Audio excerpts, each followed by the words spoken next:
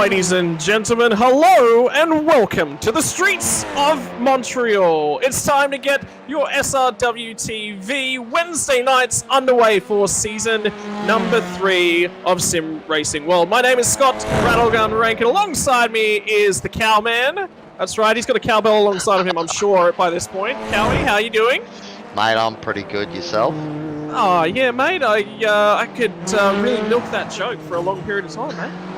Dude, do you think it's something I haven't heard before when I was 12? Yes, I absolutely do. I absolutely. What do you think I heard all during high school when, what was it, Scotty's Girl?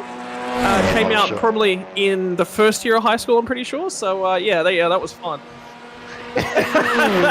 Anyway, tonight, like I said, we're here to the streets of Montreal. It is time for the first round of a brand new series for SRW. It's the TCRs. This is going to be one heck of a race. That's the track conditions on screen for you at the moment. 21 degrees Celsius is, I believe, that's the air temperature. Track temperature is 26 degrees. Sorry, my apologies. It's inverted. 21 degrees Celsius track temperature, 26 degrees Celsius air temperature, 15% relative humidity. It's cloudy. The wind's gusting up to 6 kilometers an hour. And those are our names. Pay no attention to those. Ignore those. It's not Rattlegun Rankin at all. Absolutely not. I'd never go by any sort of a name. Oh, buddy. You got Cowbell, you got Rattlegun, and you got the chef over here in the back corner as well. It's going to be a great night in the booth. It right, Cowie. Is, buddy. Well, this place, mate, it's held just about everything that you can hold in motor racing that's raced here, man. You know, what is it? Formula 1, Champ Series, World Sports Car, NASCAR, the Xfinity Series, even the Grand Am Rolex has been here, mate. And now it's the TCRs as well. I was going to say, one of the first places to actually use rain tyres on NASCAR was right here. And you know how passionate I am about anything that turns left. That's it, yeah. Well, there's more right turns, I reckon, on this track. This is one of my favourites. I picked up my one and only official V8 win here. So I like this place. And I hear that there's been a bit of an update and they're now letting us jump the curbs a little bit more than they did in the last couple of seasons. Yes, so for those of you who don't know, iRacing love to tinker with things. They tinker with things on the regular. In fact, if they'd stop tinkering with things, you'd probably say that's just not iRacing. Curbs, love them, hate them. Doesn't matter, because around Circuit Gilles Villeneuve, there is going to be a ton of them. Look at the cars hop the final chicane and get a good run. It's absolutely critical to your lap to get it. The problem is, incident points. Will they matter? Who knows? Incident point limits before a penalty tonight. 25 X's, as we in the iRacing world of things know them as. And do we expect to see some potential penalties being handed out tonight, Cowie? It's brand new night 1, round 1 of a new series. All these guys coming on board SRW to, you know, take these things by the throat and try and throw them around here, buddy. So I'm expecting heaps of action tonight. Carnage, safety cars, action, tears, joy. It's all going to be there, buddy. Righto, so if I'm a race car fan and I've got a car sitting at home, maybe I've got a Suzuki Swift, maybe I've got a Hyundai Elantra, maybe I've got, something like along those lines, and I want to go racing, what are the unique features of my car that are going to make it either great to drive, terrible to drive, a little bit in the middle? What is this TCR business all about? Well, you just mentioned it, buddy. There is multiple manufacturers in here. Each car has a slightly different feel and how you can throw it about. They're all front-wheel drive. You've got to take a few laps to get the tyres up to temp, and then they're a fairly high downforce machine, but you've got to be careful of that aero wash too when you're getting close. And these things are designed to run close, aren't they? That's it. It's all about door-to-door, wheel-to-wheel, banging racing. You're going to see wing mirrors. They're going to get scraped off because these things want to race. But the benefit is they're quite narrow, quite small little cars. You can really bang them about over the curbs. That's what we want to see. That's one of the bigger things about smaller Formula-style racing or go-karts. Things that look like bigger go-karts, a whole bunch of those sorts of things. It's all about making multiple overtakes where perhaps you wouldn't have thought you could have shoved a car. Well, the other thing people will say, because they're a front-wheel drive, they're actually a bit easier to drive, but Oh, they no. want to be easier to cruise, but they're not easier to race. They have their own nuances, and you've got to treat them as their own monster. Otherwise, it'll bite you. Well, qualifying now coming to an end. Let's take a look at the standings as it stands. Indeed, the qualifying timer has run out, so those drivers on their lap will be able to finish their final lap. Don't think there's a whole bunch of them left out there. I see 5 cars at the moment still running around. Bradley Wall has just found the wall. So that'll be the end of his qualifying session. So, as it stands, it's going to be Riley Jones on the top of the standings, 1:45.939. Get this, 19 thousandths, less than 200ths of a second between P1 and P2. You thought that was tight. Let's throw it back to P3. 10 thousandths of a second, 12 thousandths of a second back to P4. So it's DeBono, McAvoy, Gerard, Leak, Nathan Allen, Bradley Ward, Daniel Fritz, Paul Gernlin, Dean Sinkovich, better known by his colleagues over at Team Greg Racing as Dean Stinkovich, and Greggy Johnson is going to be just outside the top 10. We've got a whole host of drivers just sitting outside there, haven't thrown down a qualifying lap. So keep your eyes out for them coming from the rear of the field. Now, different cars means different abilities to get themselves off the line. And if I've heard something, it's the clutch and the Audi is probably the preferred car for a standing start. Okay. All right. I've really only given the Elantra a go. So I'm yet to own the other 2 cars. Well, there's 3 now, isn't it? But look, it's 4. There's actually awesome. 4. There are 4 cars in total, so 3 more. Yeah, okay. All right. I see. You did math there. Don't throw math at me. No, thank you. So do we know the details of the, are they fuel limited? Will they require a pit stop? This is a sprint series tonight, or it's a normal round? I think it's a normal round tonight.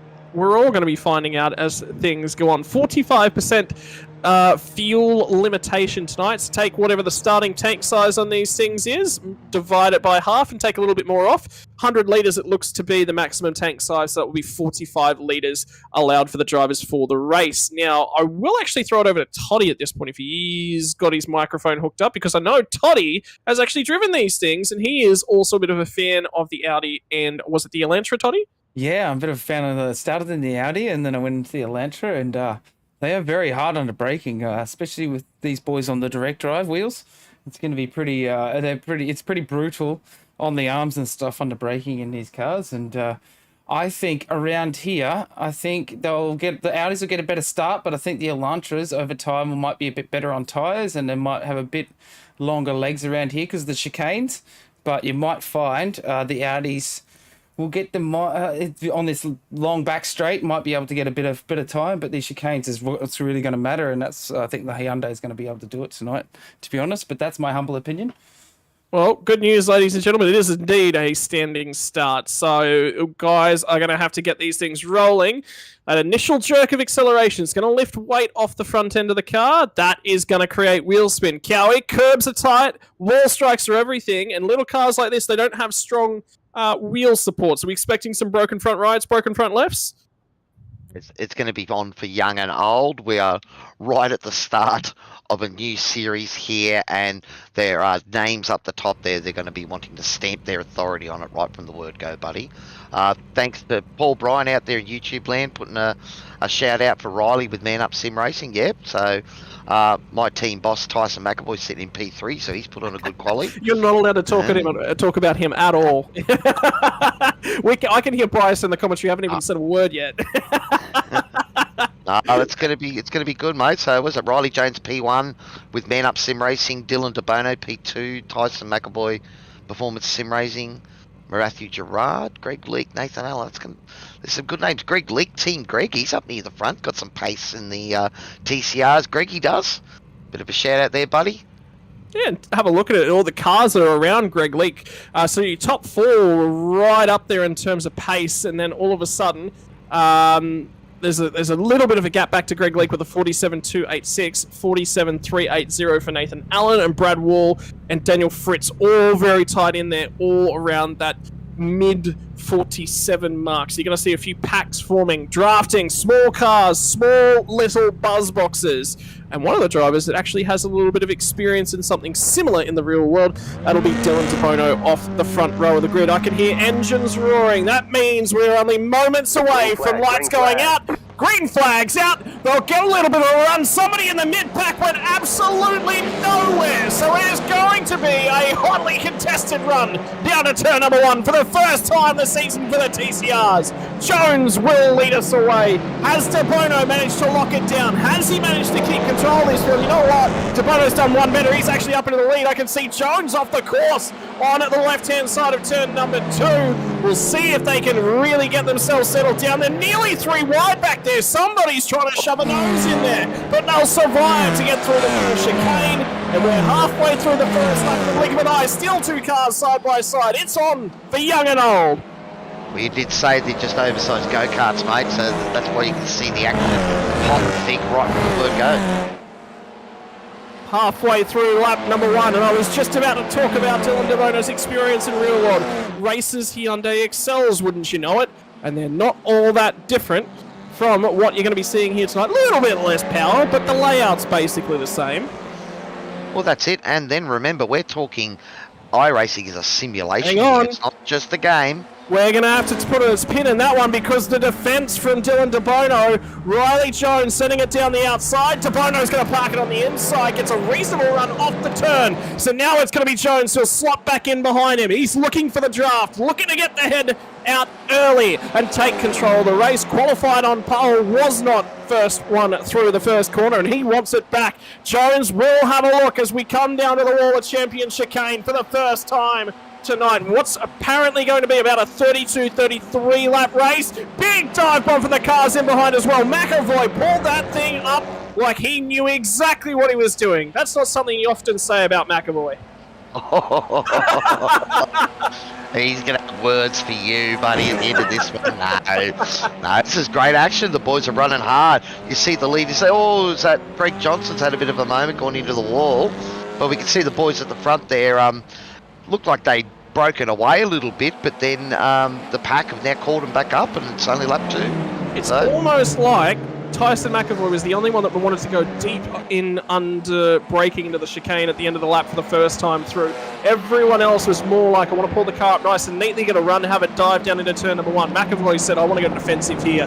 He's managed to hang on to the place. So, qualifying order is not how they made their way through lap number 1.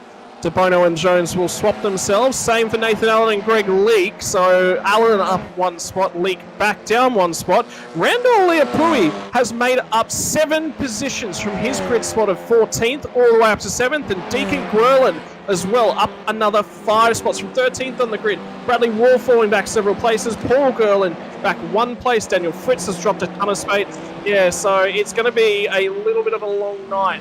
That's as you sort of let them settle themselves in. P13 will be Dean Sinkovich, I think, is half a lap off the tail end of the pack. So I think if we have a look at the start there, I think it might have been Dean Sinkovich, and maybe was it Daniel Fritz that just got really slow off the line and got caught out there.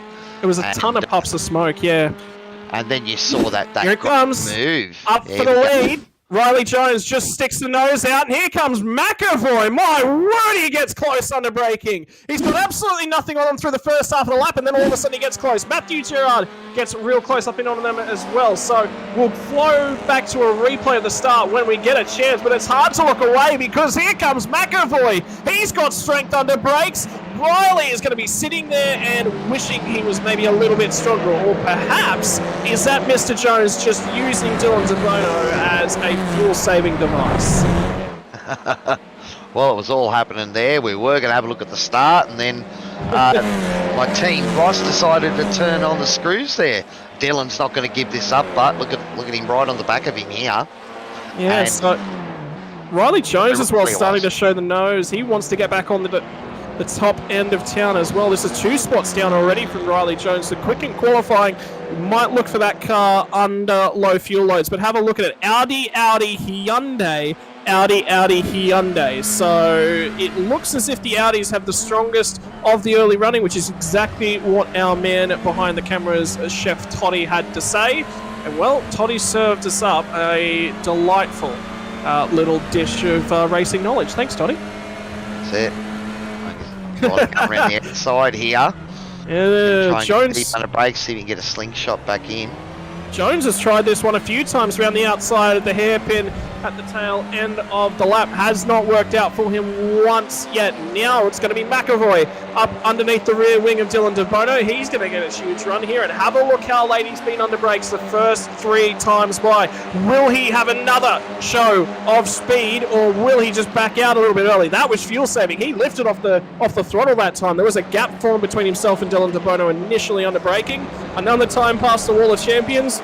Hasn't yet claimed a victim, but there's going to be a victim down into turn number 1. Will it be Dylan De Bono who parts way with the lead for Tyson McAvoy on the brakes? McAvoy will dive it in late, right at the apex, but it's going to be De Bono who has the outside through turn number 1. He'll defend it. McAvoy tries to pick up the throttle, nearly contact with the rear bumper, still manages to sit there. You're going to have to throw a blanket over these 4 guys because I think it's getting a little bit chilly up front. They're snuggling close for warmth.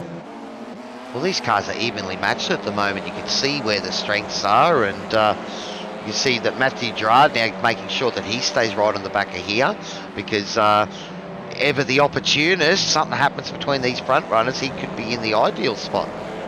Let's cast our eyes a little bit further back down the order and talk about perhaps Nathan Allen and Greg Leake. Oh no. Greg Leake just happened. Going to have to part way with position to Randall Leopui, who's just made his way past Leakey as well. So we've got a few things to have a look at here. Sinkovic struggling on your screen. Already squirrely under brakes there. Deep, just very, very deep. You'll just cut the chicane. That's the smart way to deal with it. We'll pick yourself up a slowdown penalty. What that means is you've got a time limit on your dash that you have to give back, or else you will receive a black flag. Keep your eyes peeled, though, for the battle between Greg Leake and Randall Leopui at the moment. They were going toe-to-toe on the way into the hairpin, and with 3.5 laps in the book at this stage, I haven't had a chance to really grab a breath, Cowie. Well, you've certainly got Dano's energy, so it's great to see, buddy. And yeah, I've been able to sit back and just listen. Oh, there's the first Wall of Champions just, you know, putting its appearance there. Who's that? Was that Randall Louis on the back there? Oh, no, it's Nathan Allen. He's starting to tag onto this top bunch. So either look at the side of that car. Did he do a bit of scrape on that? No, it doesn't look like it hurt that car at all. Broken mirror. Yeah, broken mirror. Who needs it? Who needs it? They're just extra weight. You just need to save every bit of weight you can. All right, so we're having a look back. This is what happened to... That's De Bono and McAvoy there. Yep. This is the move where McAvoy making a move up the inside. This is the one we missed, was on the grid, was it? And Riley's turned in really sharp there. I think he thought he was going to contact Tyson then. That's actually really good avoiding action. Realised he wasn't quite going to be able to make the corner and pull it up. Opted to turn across the corner and pull it up a little bit more. Really good job by everyone involved there, taking a little bit of pain for everyone's gain. Exactly, buddy. Well, you know, contact was likely to take him out as well as the person he hit, so it is a bit of self-preservation, but it's also good thinking and great racecraft. Keep your eyes on this battle between Gerard and Jones, because he is all over the back of him right now as Riley Jones. He's going to get a run through, and the problem for Jones is he wants to stay with the draft pack. If he drops off the tail end of these guys, he's going to have a real big problem catching back up to De Bono. And I tell you what, is that McAvoy leading? That is McAvoy leading, so there's a move there as well. Cowie, you're going to when he passed him on the inside. Well, that replay we watched there, that was Tyson's move, and he got that done with Dylan. And again, showing great strength through the final chicane there at the Wall of Champions, and hoping to gap the field a little bit here.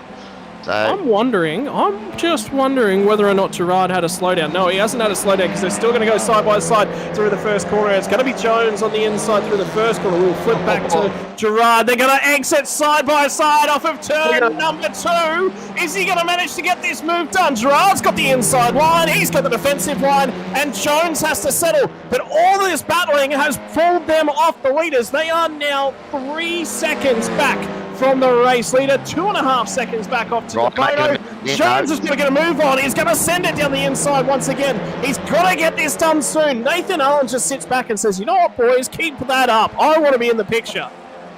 Well, this is the opportunity. When they're battling and going too wide, it's easier to fuel save behind them, isn't it? Well, you'd think so if you're in Nathan Allen's shoes. Why not? You're there. You may as well just hang out there for a little bit. Jones, though, he does not want to get disconnected from this pack. He's got to get this move done soon. Does he go out wide, cut in late, get really good drive up the hairpin, and then he defends it down into the chicane with the draft support? That's got to be the move. That's got to be the play, right, Cowie? Well, he had to think about it there, but that was also Matthew Gerard going very deep under the brakes and keeping the car straight. So, I mean, so far these guys are putting up a great battle, but it is allowing Tyson McAvoy and Dylan DeBono to run away.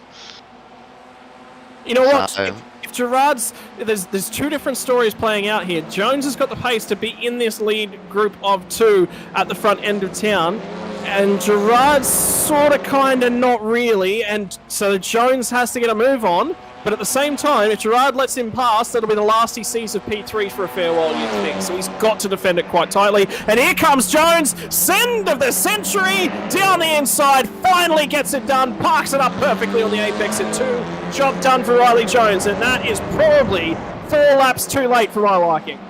well, it's how you do the pass there. You've got to make sure that you can cross in front so that he can't get back up alongside you for turn 2. So he did that wonderful.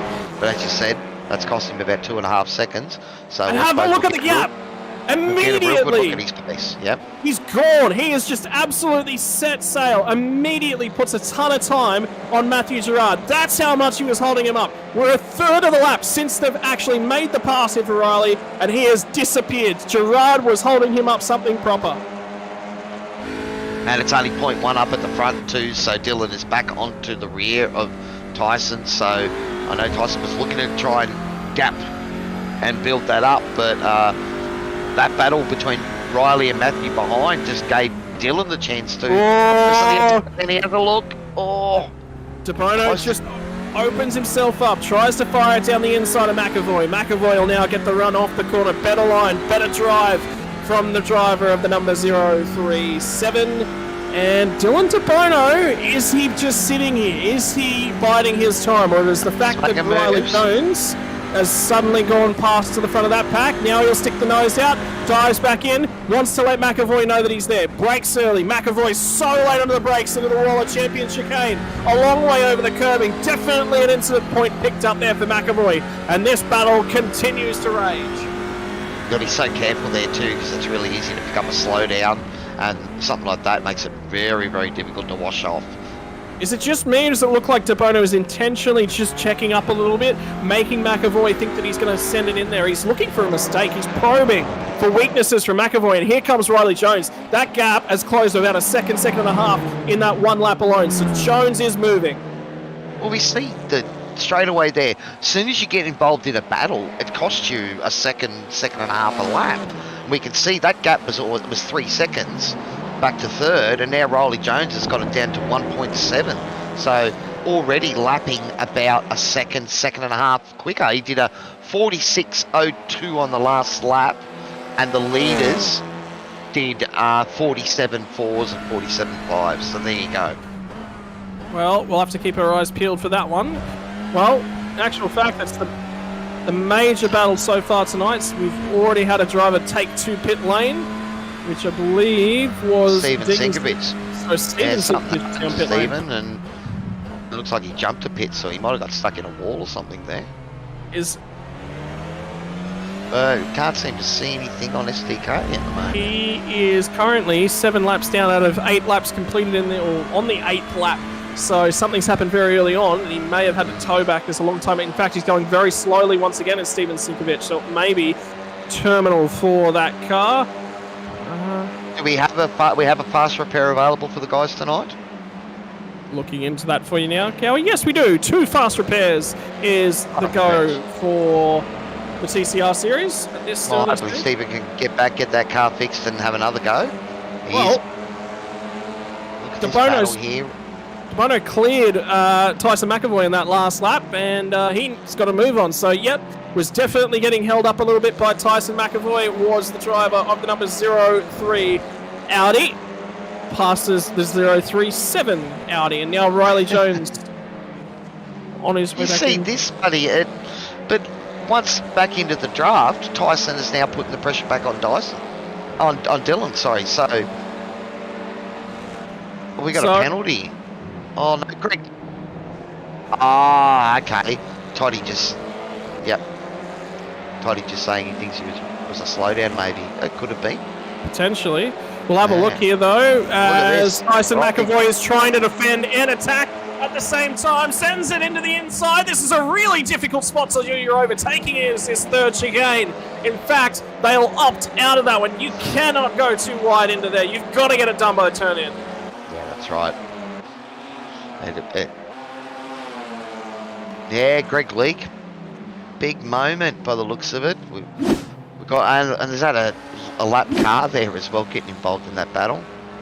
No, that's Matthew Gerard, who's just snuck back onto the top four here. So keep an eye on Leakey. Try and see what's happening. Just wobbled.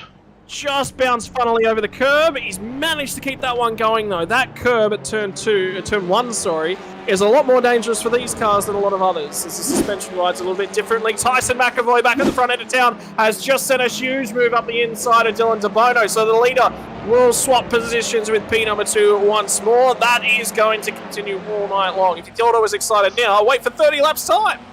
But this is what I'm saying. I think that we're maybe underselling the draft or the effect of the tow around here in these cars. Oh, Dylan was gone wide there. Sabono gets real squirrely through turn number 1 and manages to pick it up. There's a lot of sparks coming out of that car. You know what? Even breaking the suspension. I reckon that left rear is looking a little bit low and it's not hanging properly. Yeah, that car is broken. Has he caught the wall of champions? Oh.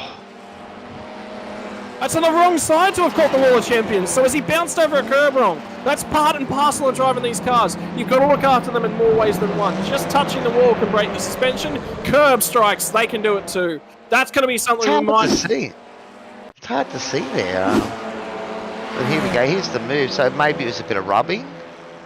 It's on the wrong side of the car, though. It's on the left. Yeah, you're right. You're right. So I would be keeping your eyes on curbs here. So this is the move. So it's still connected there as he lands. There's no sparks there, so he's still okay. So it'll be the rundown of turn number 1. Just keeping an eye on things. He's actually still attached, so it could be... Sometimes there are graphical glitches as well that show damage that's not quite there. That's a lot of curb. That is a lot of curb, and that's what we just saw Greg Leake got stuck, and there it is. So there you go. It is the curbing at turn number 1 who's caused that, but he's clawed his way back in. Right now, he still sits in P3, still attached to the leaders, so I'm going to say graphical bug here, guys. Now, the defensive weaving starts to come into play. McAvoy will hang on to the lead through the Wall of Champions chicane once more. DeBono's now tagged right onto the back end of the Type R Hyundai, and there's a car in the pits, which is Randall Luapui. So we've lost one driver who's also escaped back to pit lane. We'll have to burn a fast repair. Dylan DeBono with a huge send. That's not really where you want to be sticking that car. He's going to get the drive off the outside of turn number 1, but I don't think that Riley Jones was expecting the send from that far back and squeezing the nose in there. They'll go 2x2 through the first chicane and they squeeze out the other side. DeBono grabs an insane move early on in this race, and he has allowed Tyson McAvoy to get away. They're still just about in the draft, but if McAvoy can disappear up the road right now, that might be lights out. He may lead this one to the flag.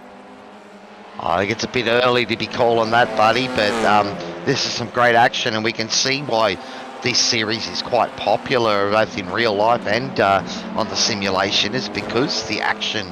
You know, it almost seems, a boxed version of the Skippies to me, watching this racing. Mazdas, but with a lot more buzz, is the way I'd like to refer to them. Yep.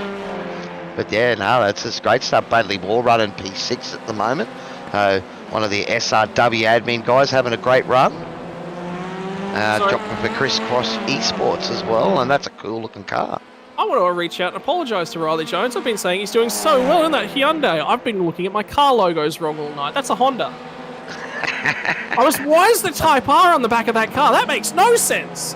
Yeah, it does. It does if you read what's on the screen in front of you. Yep. And Leaky with his shiny red machine for Team Greg. So it's not Team Green Racing, it's Team Greg Racing. Do you think that man ever sees red? Because his opposition certainly do.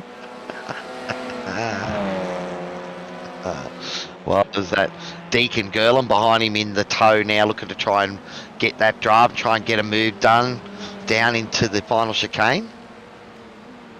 Not quite close enough at this point, so you can see a little bit more cautious through the chicane there, not jumping at quite as much as our leaders are at the moment. I'm just going to have a quick look through the lap times just to sort of see how we're trending at this stage. And the leaders have closed back up once again. So opening laps for these guys were about 47.0 for Tyson McAvoy, followed by 47.6, 47.6, 46.3 was his fastest lap on lap number 5, back into the 47s now without draft, and now they're going to go too wide. They're going to go three wide. The crisscross looking for the opening from Riley Jones, not quite far enough up. Backs out of that one nice and early. De Bono gets a great run off the chicane now, nearly making contact with the rear end, trying to send some Morse code down to Tyson McAvoy. You're a little bit slow, mate. How about you move out of the way? Now, it's one of those things. I know last season there was a couple of races where we sort of didn't focus on the leader that much because the leader was 20 seconds down the road. This is absolutely awesome, buddy. We got three-way battle for the lead. Take your eyes off it. And we're a third of the way through the race. Matthew Gerard, don't count him out yet. If these guys get back to battling, he will be right back into this. Too wide on the run down into the Wall of Champions chicane, and yet again Dylan DeVono is going to be forced to take the backing out option to make sure that he's got a car out the other side of the chicane. Great run off the chicane, defends to the inside now. There's no space between that rear bumper. He's had to lift out so that he didn't push him down the front straight. Dylan DeVono was 3 wide for a moment on the run into turn number 1 there. They all settle themselves back out again. Huge puff of smoke. Keep your eyes up the road. No, the road's actually nice and clear up ahead. There'll be no lap traffic to continue throwing their way into this one. And my word, with 13 laps in, we're a third of the way through this 1 hour race. Oh no! Jones a little bit deep. Just a little bit deep on the brakes, but he's been quick enough to zero back in on these guys. But then again, De Bono and McAvoy work together for a few laps and just extend that margin over Riley Jones. Well, they're still battling up front, so again, there hasn't been any hint of working together. I can tell you that Dylan DeBono used to be in the same team as Tyson. There was all mutual leaving there, but I know that Tyson's definitely one of those guys that likes to show that, you know, the team's still going strong, so... Well, that's actually really convenient that you say that, because the other car in the top 3 as well, Riley Jones, the Man Up Sim Racing team and the Velocity Sim Racing team, were sister teams last season. Not anymore. They had a mutual split halfway through the season, so it doesn't that add a little bit of fuel to the fire. Well, so there's personalities in this three-way battle as well as just cars, buddy. Yeah, That's there awesome. you go. It's going to be awesome. And Matthew Gerard is closing back up. He was 4 seconds back at the start of this lap. A little bit of squabbling. He's starting to zero back in. Riley Jones is coming back at these guys. De Bono gets a big squeeze of fresh air to the nose of the Audi there, and will close up. He's got a huge run actually off the final chicane. McAvoy is going to stick it to the middle of the road. There's a little bit of a gap to the left-hand side. There's a lot of a gap back to the right-hand side. Looking to square off the braking zone. McAvoy will hang on to it one more. De Bono's got to send it sometime. I don't know where he's going to have to set this one up. Now, what's the go with these tyres for these machines, Scotty? No clue. So there's battling in the V8s like this. This would have absolutely destroyed your tyres by now, and these guys have been doing it right since the start of the race. So I'm really keen to see are tyres an option in the pit stop. If they're done separately to the fuel, then that's going to add, you know, lots of time onto any pit stop. So do you stay with the same? Oh. De Bono just keeps looking for the run. He can't. I want to take our eyes off this. I really want to go and look back through the field. We'll miss a race if we do that. We kind of can't do that. Again, defensive line from Tyson McAvoy. He's making the inside work for him at the moment. DeBono's got a really poor run, and that has opened the door now for Riley Jones. Will he follow through with that one? Is it time for the old over-under? The switchback. DeBono wanted to get to the outside here. DeBono's going to go very deep down the outside here, squirming all over the road. McAvoy was the same on the run into the hairpin. All of them come out the other side. DeBono's a fair way back off the bumper now, though, of Tyson McAvoy, but that draft, who's it going to favour? Is it going to be Jones? Is it going to be DeBono when we get down to the chicane down here? I'm just waiting for something to go wrong.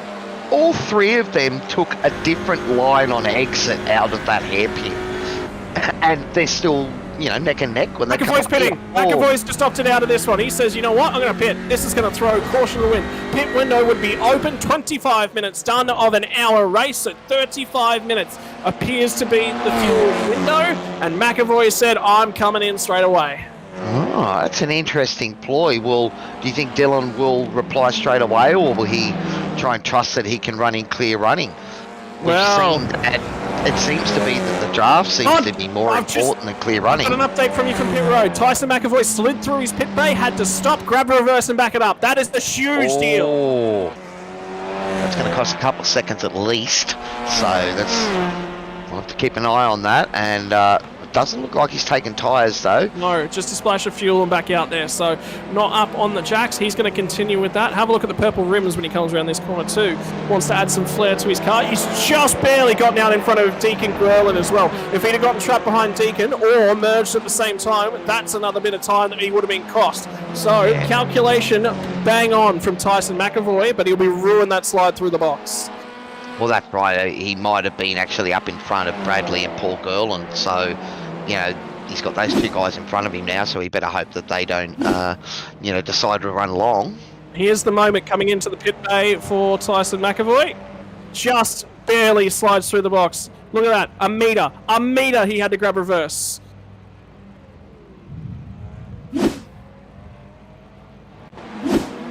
Well, Team Boss won't be happy with himself.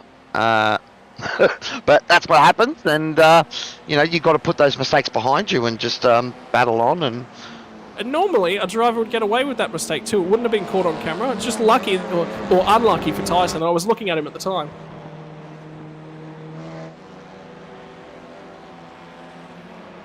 oh, just having a look at Nathan Allen here. So Nathan currently running in a lonely P4 or P5 on the road.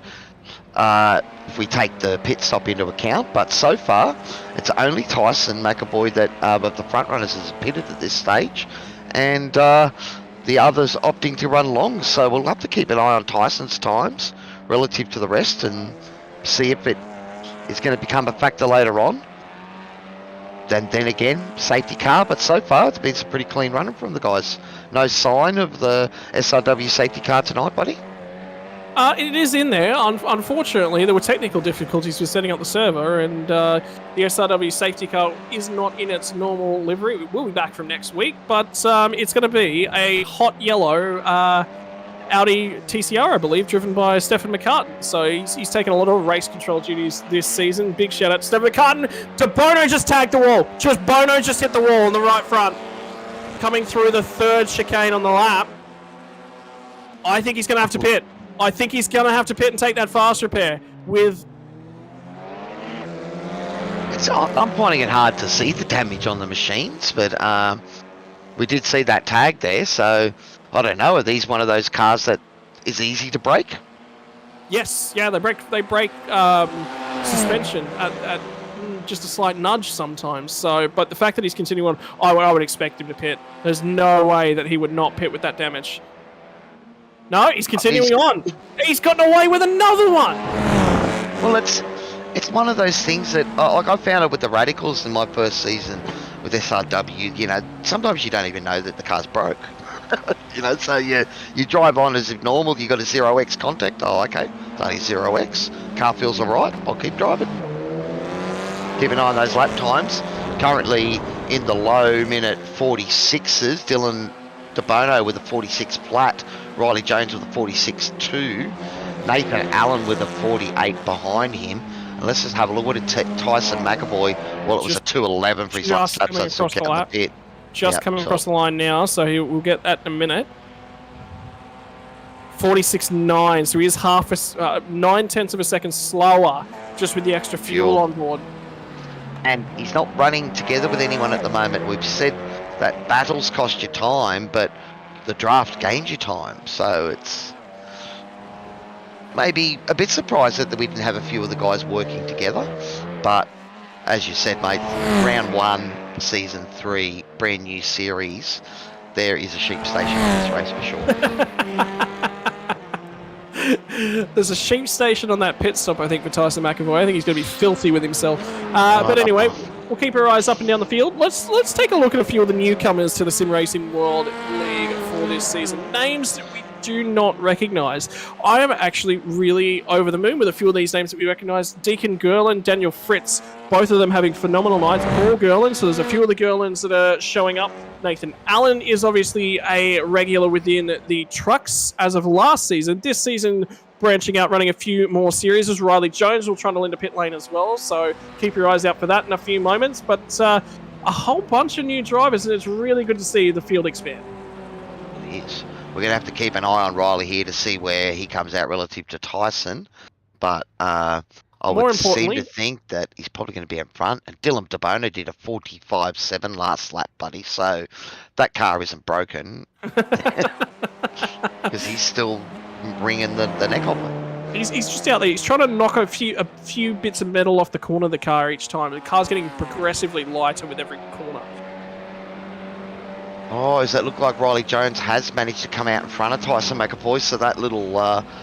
Right, still in the lane, Oh. And remember that... that... going to be close? The pit lane, no, it's going to be not close at all. No, McAvoy's actually cleared him. McAvoy is already out of the pits, so that is McAvoy in front of Riley Jones, and probably not a bad idea. The problem they've got now is that if they get squabbling, that is just going to hand the race lead straight over to Dylan DeBono, so they will not want to be doing that for a couple laps. Let the field settle itself back out, then start squabbling is probably going to be the way to go. But McAvoy, even with the slide through the stall, has managed to gap these guys, so it's still a quick transit through the pit lane for McAvoy. Well, Tyson did a 46.8 that last lap versus a 47.7 from Nathan, and it was Riley Jones had a 53, but that would have possibly been, the pit lane time as well. Riley Jones spent 44 seconds transitioning through the pit lane, including stop.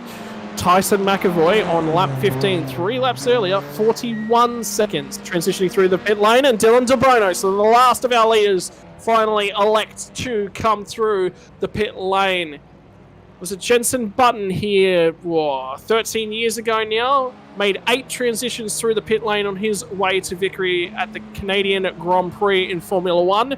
1 transition through the pit lane is definitely the preferred strategy here tonight, so none of that shenanigans. But who is the master of the Canadian pit lane? Well, that's it. Did you know that this place called Gilles Villeneuve, Circuit Gilles Villeneuve, he was the first winner of the first Canadian Grand Prix held here. Here he comes. So, back out into the lane for Dylan DeBono. Will he resurface with the race lead? He's going to merge right in at the exact same point on the track, is he? No, he's behind them. Completely and utterly eclipsed. Greg Johnson, a lap car, who is just rejoining the track in and around Riley Jones as well. So McAvoy and Riley Jones have done a phenomenal job through the pit cycle to completely clear DeBono. Remember I said 41 seconds for McAvoy? DeBono was 48 seconds in the pit lane. So what is that? Does that maybe not being as aggressive in? Or was there, maybe he took a bit, maybe there was a little bit of damage, some optional repairs, and he decided to, take a little bit longer to fix them, buddy. Optional repairs will add you 1 to 2 seconds in terms of the pit stop to grab that fast repair, so very likely. That's not something DeBono would want to see on his screen either, is the spinning Greg Johnson going through the chicane, but it does clear the air nice and early. McAvoy still squirrely under brakes on his way into the hairpin, and Riley Jones is right there now. So McAvoy will have to defend for all money. 3 seconds the margin back to DeBono. 19 laps will be in the book this time past the stripe. And we still have a race for the win on our hands. And look, Dylan might be back in third now, but now he's got clean air and these guys are going to start battling. So probably a couple of laps he'll be back on this. McAvoy had a huge moment through the chicane. It bounced, it did not settle. Jones had to lift out of the throttle. There has been a second taken out of the gap already by Dylan DeBono from that mistake alone, that moment alone. Now, if Jones gets through on the inside, he might have disappeared up the road, but it's not the case. Struggling is Tyson McAvoy from the lead. It's a new car on his rear bumper, and how's he going to go holding this assault off? Well, looking at the right-hand side of that car, that bump, he didn't actually hit the wall of champions, so that's one good thing. But you're right, the car was just really unsettled, and both of them sort of had to get right out of it to avoid a really mad situation. And how was that moment going through the first chicane there as well? Riley Jones was right out against the what are they called? Guardrails on the right-hand side after the first chicane. So he is pushing... The wall of pain, all of it. All of it is just pain. Just pain. Pain everywhere. Pain on the throttle, pain on the brakes. Well, that's it. Well, Dylan has now got the gap down to 2.2, so there's, what, half a second, three-quarters of a second out of the gap He's already. coming. Yeah, look, it's on. And these three guys have really shown their class and speed in these cars tonight. And as you said, buddy, it hasn't been just a matter of them, drawing clean lines and that. These guys have been attacking each other for the last 20 laps. I was thinking that Riley Jones might swing wide here and look for the undercut and sweep back out, get a really good drive off the corner, but McAvoy just held him up there, checked him up in the middle of the corner, kept him wide, couldn't get that run. A very Michael Schumacher-esque move. Love watching Michael Schumacher defend, where he just props you up in the middle of the corner. You've got to check you out of the throttle. McAvoy was using that tactic there. Big moment! Big moment, and Jones just elects to go back down pit lane. So he's gone way late under brakes there. That's going to slow him down. Oh, he's coming to the pit lane. He's serving something. Something's not right. Did we miss a penalty? No, can't see any penalties. No, he's got no penalty.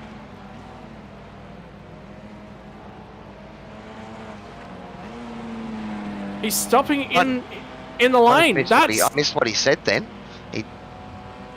I think it might be a technical issue. So I missed that there, but he did say something on the radio, but I had it muted. So we might have to keep a call out there. And guys, we've sort of neglected, but don't forget to give us a shout out there on all those socials on Facebook and YouTube. And if you're enjoying the show, please give us a like and subscribe.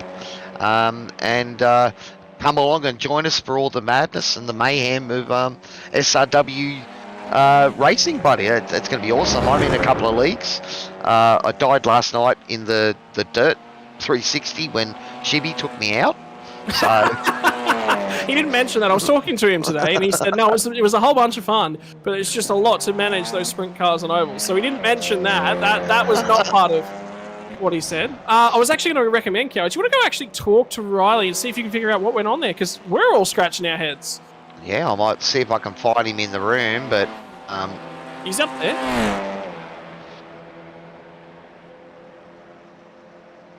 I might go up and have a chat to the boys in the open chat and see if they can tell me. I'll be back in a moment. Oh no, there he is. I can see him.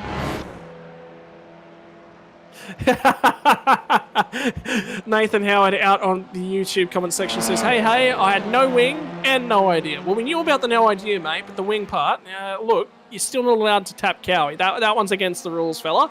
A lot of practice from you before the next week. In fact, he actually said he had so much fun, Toddy, that he is spending his week trying to get license classes up so he can run more officials in the Dirt Oval side of things. So Shimmy has been hooked by the Dirt Ovals. If you want to be hooked by the Dirt Ovals, entries remain open until the starting of round number 3, as they do for all series. You've got 2 weeks to get your entry in. There is one drop round, so if you've missed your first week's worth of racing, that's okay. Jump on in. You race the next 8, you'll still get points for 8 rounds, just the same as everyone else.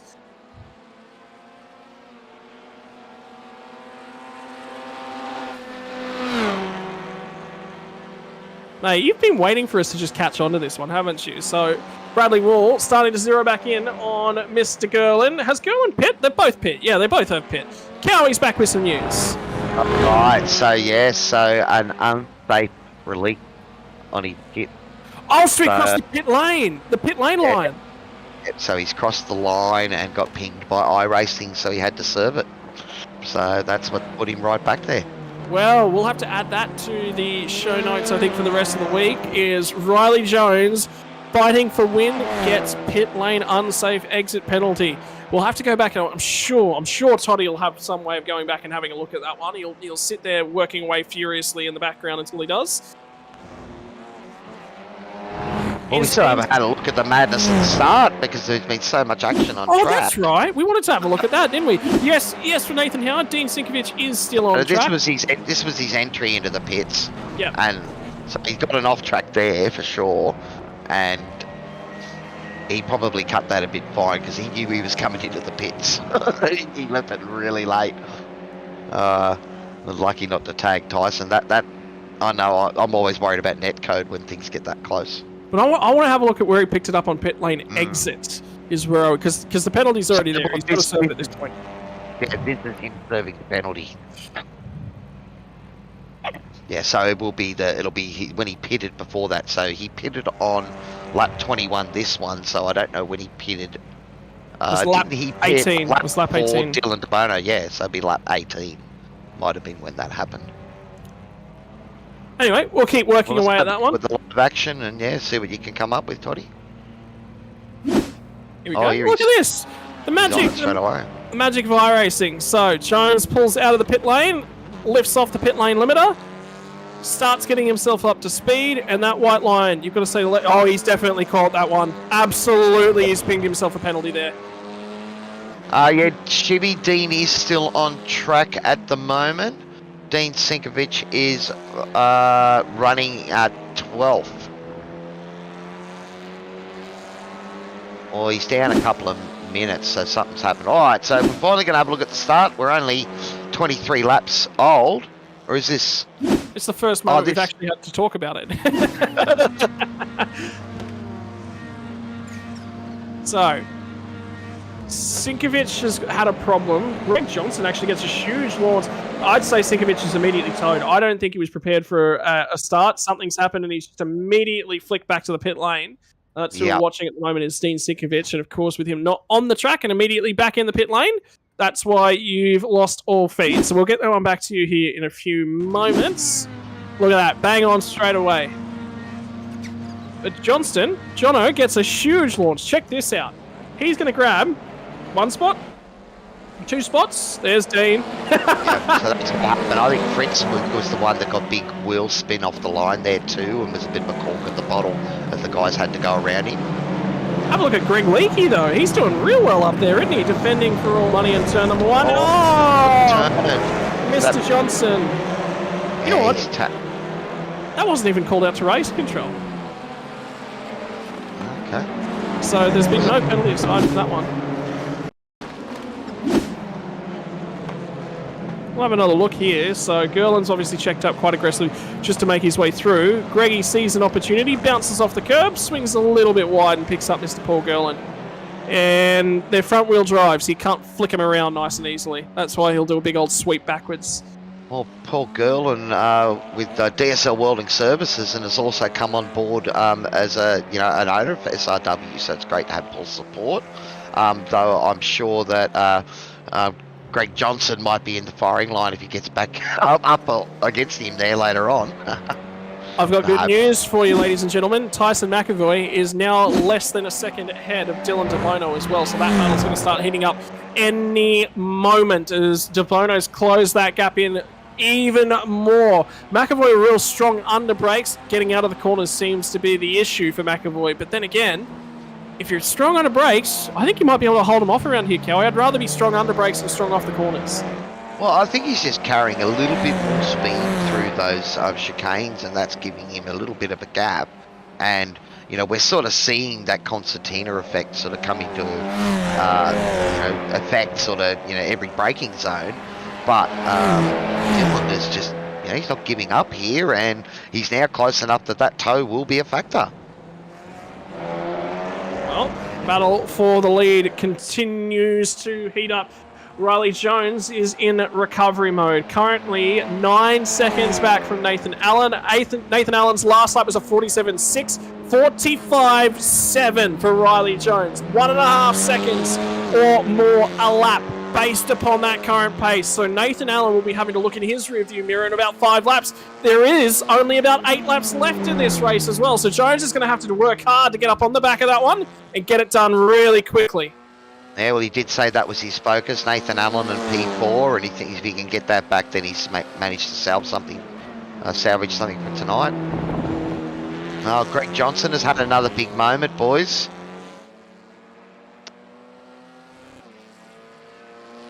All right, just going to have a look at a couple off tracks on that. So, Deacon Gerland first here, so he's had a big moment. You see the car a bit fishy under brakes, and he's just, a bit too hot. Seen that one a few times before, Scotty? Oh yeah, that's typical, you're just pushing it all the way in there. Tell you what's actually fun to race around here, boys, and you guys are going to have a lot of fun with it tomorrow night. I've actually finally confirmed I will be in the sim tomorrow night for my return to the Porsche Cup, and this track is a banger in the Porsche Cup. So if you thought that you're having fun so far here tonight with the TCRs, don't forget, you've got more racing with the Formula 3s to come after this. It is the first ever SRW double header. Tomorrow night will be the second doubleheader as well. So this will be a moment for Greg Johnson. You'll see here in a second. Same moment, a little bit deep on the brakes, tries to turn it in. Oh, he's pulled that up real nicely. Great, Greggy. He's done that well. Yeah, I thought that he was on for a date with, beauty pageant wall number 3. But no, he avoided that, so well done. It's not a BMW. It's not a BMW, Cowie. It doesn't look better with its face smashed in. Not a BMW fan, Scotty. I'm learning things about you tonight, buddy. Just on the side. No. It's just the M4. It's just that M4 nose. That thing is ugly. Were you part of the uproar when that thing immediately first came out? The new BMW M4 GT3, or what do you think of that car? I used to drive it in a Assetto Corsa, mate, and I used to like the car in a Assetto Corsa, and then I jumped into an iRacing, and then they brought the new one in, and I must admit, I think I'd prefer driving the AMG at the moment. So at the moment, throw it back. I got my first ever endurance race win in a BMW Z3, so I was really disappointed when that thing got retired. It's a beautiful looking car, doesn't have any nose problems, and honestly, it just makes you feel good whenever you drive it. And then there's this BMW M4. Oh, who wants to look at that? Well, this is what we want to look at. Dylan DeBono back onto the tail of Tyson McAvoy, and these boys have been at it all race, and they're back at it again. Well, who needs a wing mirror to go fast? Not Dylan DeBono. He's done real well to try and park the car at a real difficult spot for McAvoy. McAvoy's got the run around the outside, but the line into the next chicane will favour Dylan DeBono. However, the momentum from the long way round turn number 2 favours Tyson McAvoy, trying to get that car all the way across the curb. DeBono's got a great run out here. Is he going to swing wide? No, McAvoy covers it off once again. I tell you what, he can't do that forever. He cannot block that line off for forever. DeBono picks up the throttle, gets too much of a run, gets too close to the rear bumper of McAvoy, and McAvoy will hang on to it once again. So he's got to time that run. You can't just get a huge run off of turn 6? You've got to get the run off of turn 7. One of the things, because the traction's all at the front of these cars, even when you sort of get little taps in the rear, it doesn't really unstabilise the car that much. They're able to kick the foot into it and keep going. So this rubbing racing is actually, the same thing happened in the V8 supercar. We'd be sliding all over the place. Yeah, but that's a lot more fun. You love watching the rear end of that thing wiggle around. That's what it's all about. But this is its own appeal, because this close racing, the whole category enables it, and we're seeing it on show tonight here at SRW TV. I'm just enjoying sponsors, buddy. I'm just enjoying the fact that wing mirror and DeBono is hanging off, and he's just continue on. Let's ignore that. There's nothing going on there. Oh, actually, here we go. DeBono's got a great run off the chicane once again. Is he far enough up? Nearly got the move done into turn number 2. last time by, will be side by side on the run into turn number 1 this time by. Looks for the crisscross, does De Bono. So does McAvoy. Now it's going to be the crisscross again. McAvoy's line. Compromise through turn number 2, but good enough to hang on to the spot. The defensive driving masterclass from Mr. McAvoy. See that, you know, again, these cars, there's multiple lines that you can take through there. You're able to get on the power and, you know, the sort of both equal with each other at the moment. This is a great battle. Now McAvoy will have the shallow line once again. Does De Bono learn something from the last lap? He does, just a little bit closer, not quite close enough. Only a short shoot on the run here down to turn number 8. Not going to be far enough up. You do not want to commit suicide at turn number 8 under the bridge right there. Matthew Gerard, meanwhile, 15 seconds further back from this thrilling battle for round number 1 of the SRW TCR series. It is going to continue right the way through. We've got 8 more rounds. Where are we going to next week, Cowie? Next week? You're going to throw it on me. I just so happens I can punch your number in and check that. We are at Mosport next week, buddy, so it's going to be pretty awesome. Canadian Tire Mosport, conveniently home of one of the most controversial finishes in the NASCAR truck history, mind you. Well, let's hope we don't have a controversial finish tonight. This has been great action. These boys have been racing each other hard, and it's still on, mate. We've been talking about it for 28 laps. There's only a handful left, and we're still talking about it. Yep, and that battle for P4, P5 has started to close up. Still 5 seconds is the gap from Riley Jones to Nathan Allen all the way out in front of him. Allen, however, has traffic that's starting to pull him along in the name of Greg Johnson. Randall Luapui has returned to the track. He's managed to make his way back up into P number 11, now back ahead of Dean Sinkovich. So a few drivers starting to recover nicely from their earlier finishes. Greg Leakey is now in P9. Brad Wall is back to P8 after what was a really good early run from Mr. Wall. A little bit of a mistake early on. It dropped him from, I believe it was P6 at the time, back down to P8 where he sits at the moment. Daniel Fritz is doing a great job as well. Well, something big happened to Randall Luapui. Luapui? Louis Pui. I'm calling him Louis Pui. That's where we're going with. Okay. Well, hopefully we don't butcher it too bad for you there, Randall. But you were having a great run early on, so I think we missed what happened to you there, buddy. Back in P11 now. Pitted fairly early on lap 11, so perhaps there was a big moment there and needed that fast repair. But he was showing some excellent pace early on and really sort of starting to make his way through to catch onto the pack. So well, Greg Johnson's starting to become a little bit of an issue. Nathan Allen just got a little bit held up by Mr. Greg Johnson. Riley Jones got straight past him, so that battle starts to close on in. We've got, by timing, potentially 4 laps left to run, so that is going to be critical for Nathan Allen. He will be spewing if that is what costs him potentially its P4 finish. It's been a great opening round for Nathan Allen in a road course series. Now, side by side, finally for the lead. Side by side has been decided. Dylan De Bono comes out with the lead off of the Wall of Champions. Will McAvoy have anything to respond with? The run down to turn number 1. He has been defending this entire time as McAvoy. Now he's got to go back on the attack. That's the great thing about what we've seen here. The draft, the toe, seems to keep you back into the hunt, and perhaps, you know, you push it a little bit hard out front and make that little mistake, but then you've got a chance to catch right back up and keep it going. So I'm sure Dylan's going to try and reverse that trend tonight and see if he can bolt clear. You can see him pushing really hard at the moment. Well, we'll have to keep our eyes further back at the moment because Riley Jones is right on the rear wing of Nathan Allen as they make their run down into turn number 1. And Allen will hang on to it just a little bit longer. I tell you what, Riley Jones is really pushing hard. It's just that fastest sector 3 of the race. So he is running as hard as he possibly can to get to the end of this thing. Now all over Nathan Allen's rear wing. Allen will hang on to it for another corner. Will it be another lap for Nathan Allen? Will he be able to hold off the hard-charging Riley Jones, or is he going to have to part way as the Man Up Sim Racing driver tries to ascend his way back through the field? Well, he's doing a good job of that recovery that he talked about.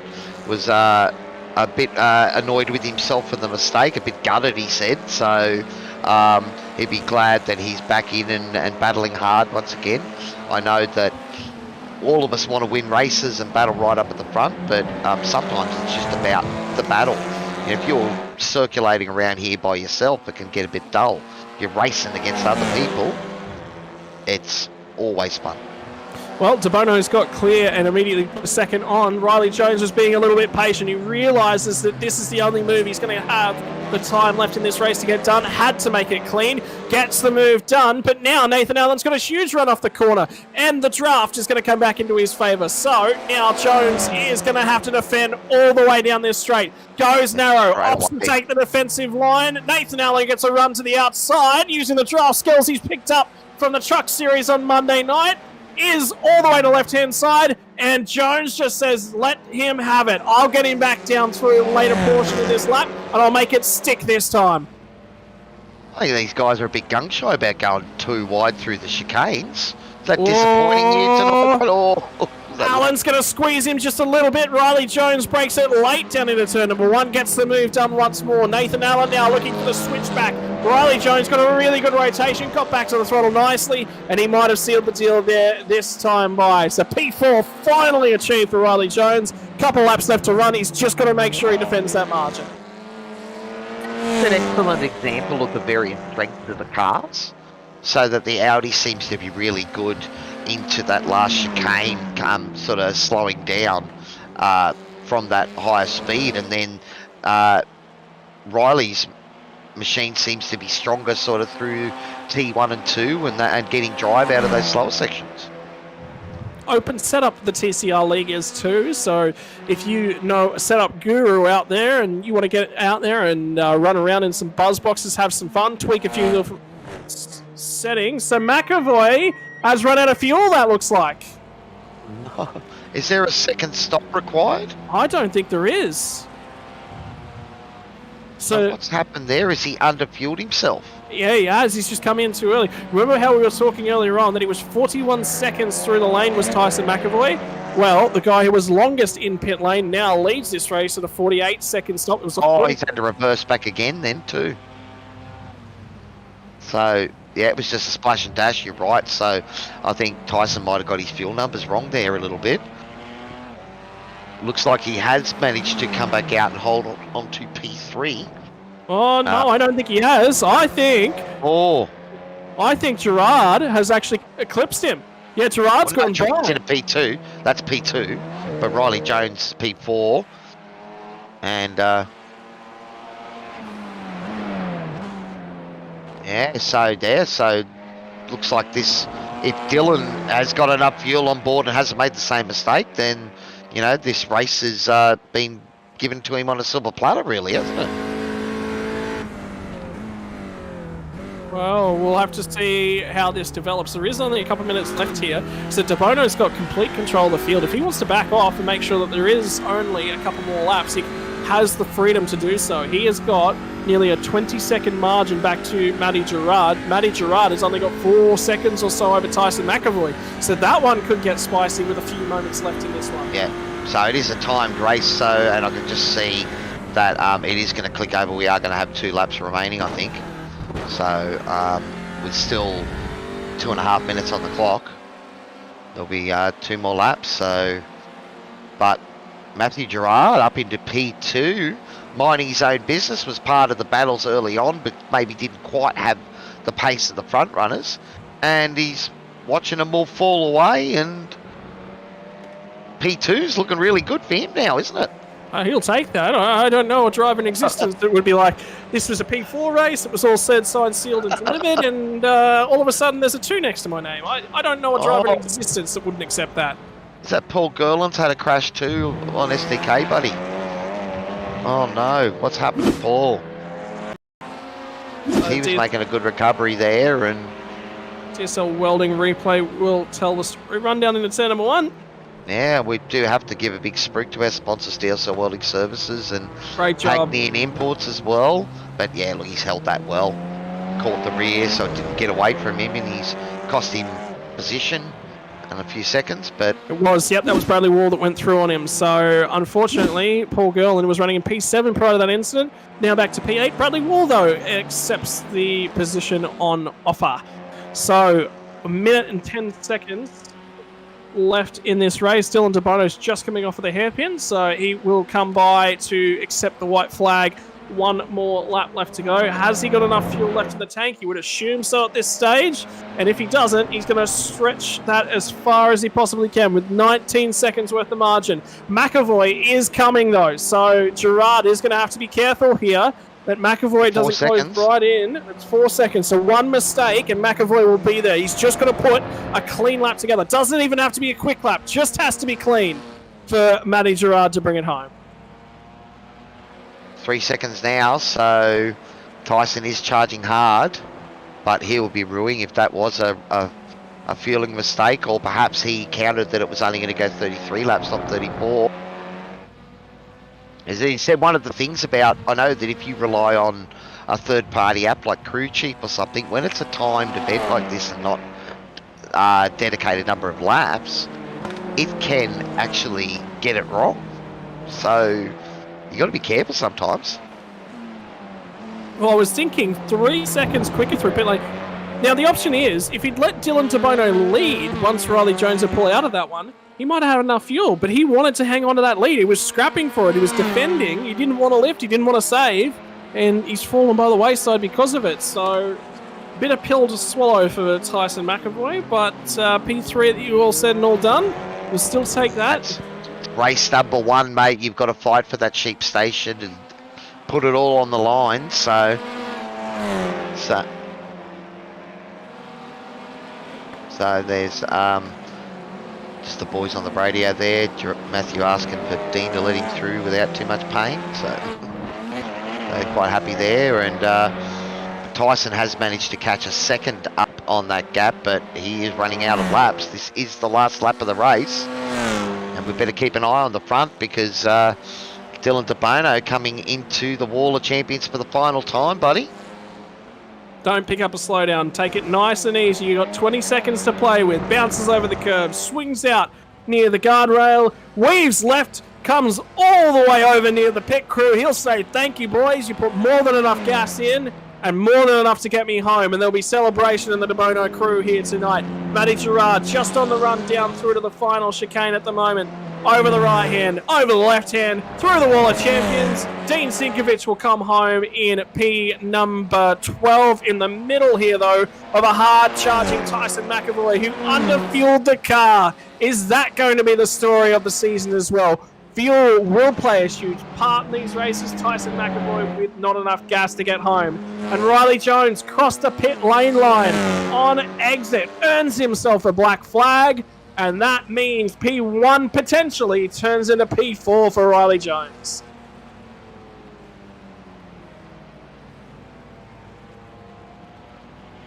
Oh, I can't see Matty Gerard's name in the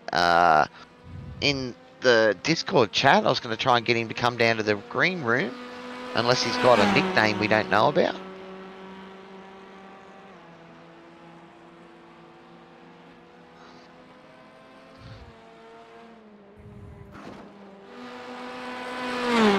I'll tell you what, Race Control actually had a very clean, very easy night, even though there was a three-way battle for about 15 laps.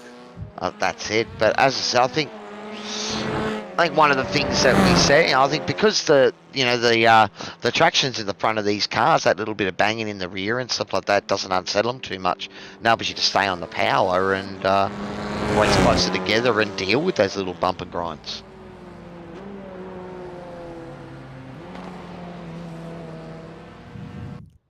Well, Matty Gerard looks like he's celebrating in style down at the hairpin. Might have run out of fuel, actually, because there won't be a continuation of that celebration. Dylan DeBono's already made the quick trip back to pit lane, and Tyson McAvoy is lighting him up coming out of the hairpin. A whole bunch of tyre smoke for the driver of the number 037. These guys have got Formula 3 to jump into immediately after this one. So if you thought that your racing for this evening was done, don't you dare change that set, adjust that PC, type in a different website. You're on the right website for a whole ton of fun. You're going to get a whole ton more. Oh, well, we've got P1 and 2 in the green room there now, Scotty. Do we want to drag it down and have a chat to them? I was going to say, yeah, let's grab your teammate, Mr. McAvoy. Tyson, who lied to you? Who told you that you had enough fuel to the end of the race? And what's the punishment that's going to be dished out afterwards? That was just a bit of... I didn't rely on my crew chief, so I need to fire that guy. He gave me a number, I looked at it and it didn't look pretty, so I added some more and it wasn't good enough, so I was right about something. But yeah, this wasn't enough. I was 1 or 2 laps short, and I thought if I pitted early, I could have another crack at least at getting Matthew there, but yeah, a bit late. But congrats to Dylan. I'm pretty happy with P3 still podium on first round here. It's pretty cool. Mate, we actually managed to catch both of your runs through pit lane as well, so I don't know who's holding the stop sign in your pit booth, but I think they've been hit twice tonight. Yep. I didn't realise how hard it was to pull these things up in the pit lane. I didn't do any pit stop practice, so I just sent it, and as you both clearly wanted to watch, I missed it twice, so apologies. We'll just say it was Dodds because he's in New Zealand, and maybe shout out to Doddsy. Sorry, mate, I ran you over. Well, I think it's the same guy that's holding that stop sign is probably the same guy that's filling the car, so I think you've already given him the punishment. It's probably why you underfilled me. Yep, there you go. It's all your fault. Didn't hit him, you'd be fine to go. Mate, that was a cracking battle there for, 15 laps before Dylan DeBono ended up pitting. It was you were the first one to pit. Yeah, mate, that was cracking fun by the look of things. And effectively, Jones got thrown off the end of that pack and was able to just drive it back up because you and DeBono just wanted to go at each other for every lap of the race. It was great to watch.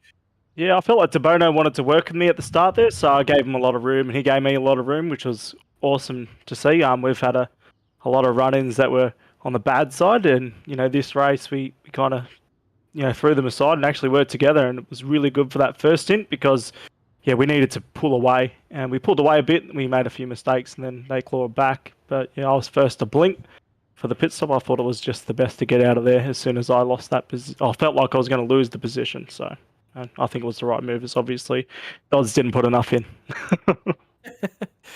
New formula for Sim Racing World, the TCRs. How did you find it?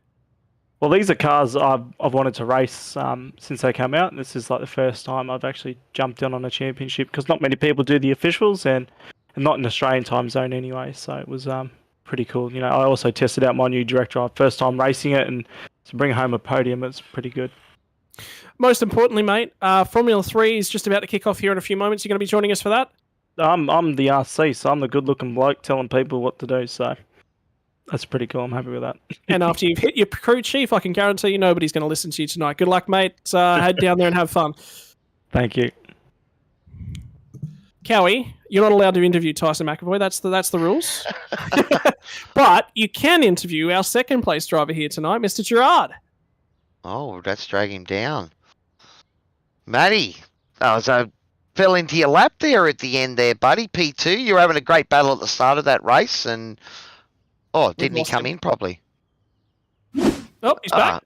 Are you back? Can you hear us now, buddy? Yeah, I can hear you. Can you hear me? Yeah, we got you now. Mate, got you now. So I was just saying you're having a great run at the start there, sitting onto the back of that three-wheel battle at the front. Were you just hoping they'd take each other out? Yeah, I just wanted to keep up with them, basically. Those boys were pretty quick, So it was, I was fortunate to end up in second place. Everyone made a few mistakes there, including myself. So, hey, racing's racing, right? Well, that's it, mate. Well, it's round 1 of a new season here at SRW TV, so there was definitely a sheep station and bragging rights up for grabs. So, mate, you can't take anything away. P2, you can be pretty chuffed with yourself. Oh, I am, mate. I am definitely without a doubt. It's I'm pretty new to all this, so to even be up front like that was I was enjoying it from start to finish.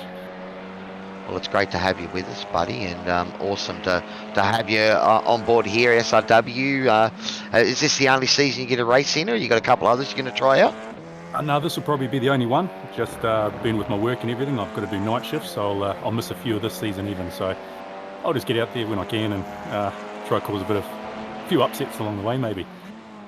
Awesome, buddy. Well, it's great to have you on board. Have you got anyone you want to give a quick shout out to before we let you go and get our race winner in? Oh, mate, I'm a lone ranger, so thanks to all the boys that have set all this up. It's a good series so far. Thanks very much, eh? No, awesome, buddy. Well, congratulations on P2, and hopefully we got you here next week and you can be up the front battling once again, buddy. Well done. Yeah, awesome. Thanks, boys. Have a good one, eh?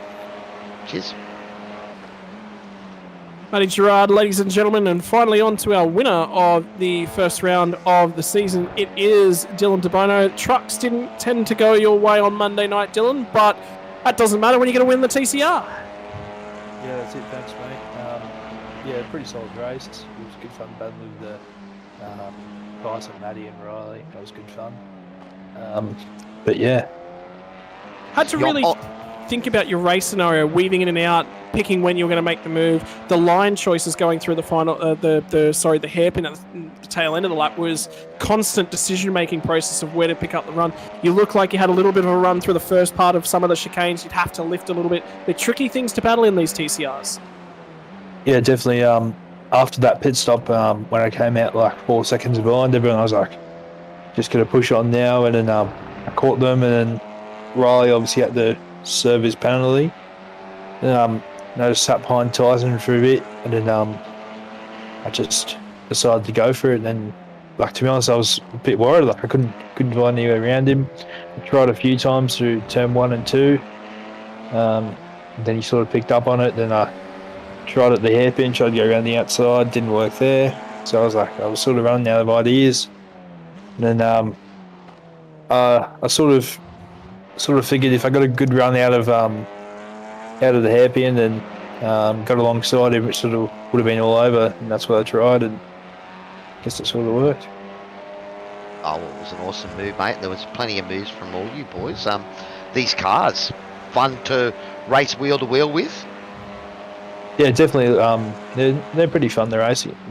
No damage at all. Like, you can hit the wall about 10 times, and my car seemed alright. But yeah, definitely fun to race with. It good slipstream, and the parity between all the cars are pretty similar as well, which is good.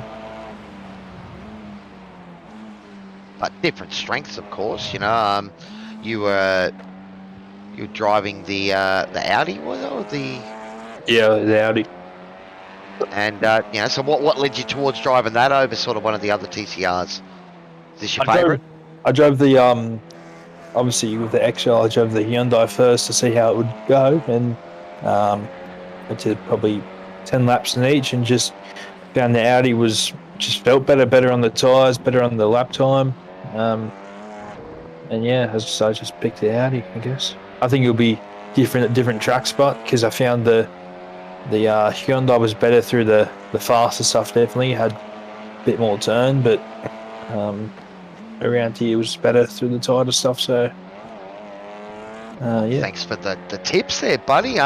Scotty, I'm sorry if I hijacked your interview Oh, there, mate. buddy. No, I don't know. I was enjoying that. So, finally, Dylan, your option to thank the sponsors before we make a move on to the Formula 3 for this evening. Yeah, big thanks to Velocity Sim Labs, Petters Brakes and Suspensions, Original Digital Design, JS Sim Shots, and yeah, all the boys back there, and you guys putting on the stream, and SRW for running the event. Congratulations, mate. Winner of the SRW TCR's round number 1 for season 3 of SRW. Now, it's time to do a little bit of a flip-flop. We go from things that like to bump and grind to... Before we go do, ahead, Kelly. buddy, before we do, Tyson just wanted me to remind you, didn't give him a chance to give a spruik out to our team sponsors. No. There's no chance for... No, you guys don't get that. No, go right ahead. Go, of course. So, just a quick thank to Toyo Sim, Cowie Music, my own business as well. We've got Too Easy Finance, West End Motor Group, Track Racer, West End Mazda, and yeah, all the boys at Performance Sim Racing. Great job from the captain, though I think we will have to hang some shit on him for underfueling the car. Right, so get on the horn. Make sure that Harry Dodds know more fuel next week. That's the important part from Tyson McAvoy. Ladies and gentlemen, things that can go door to door to things that will not be able to make contact whatsoever. You go from TCRs to Formula 3. This is your Sim Racing World TV Super Show.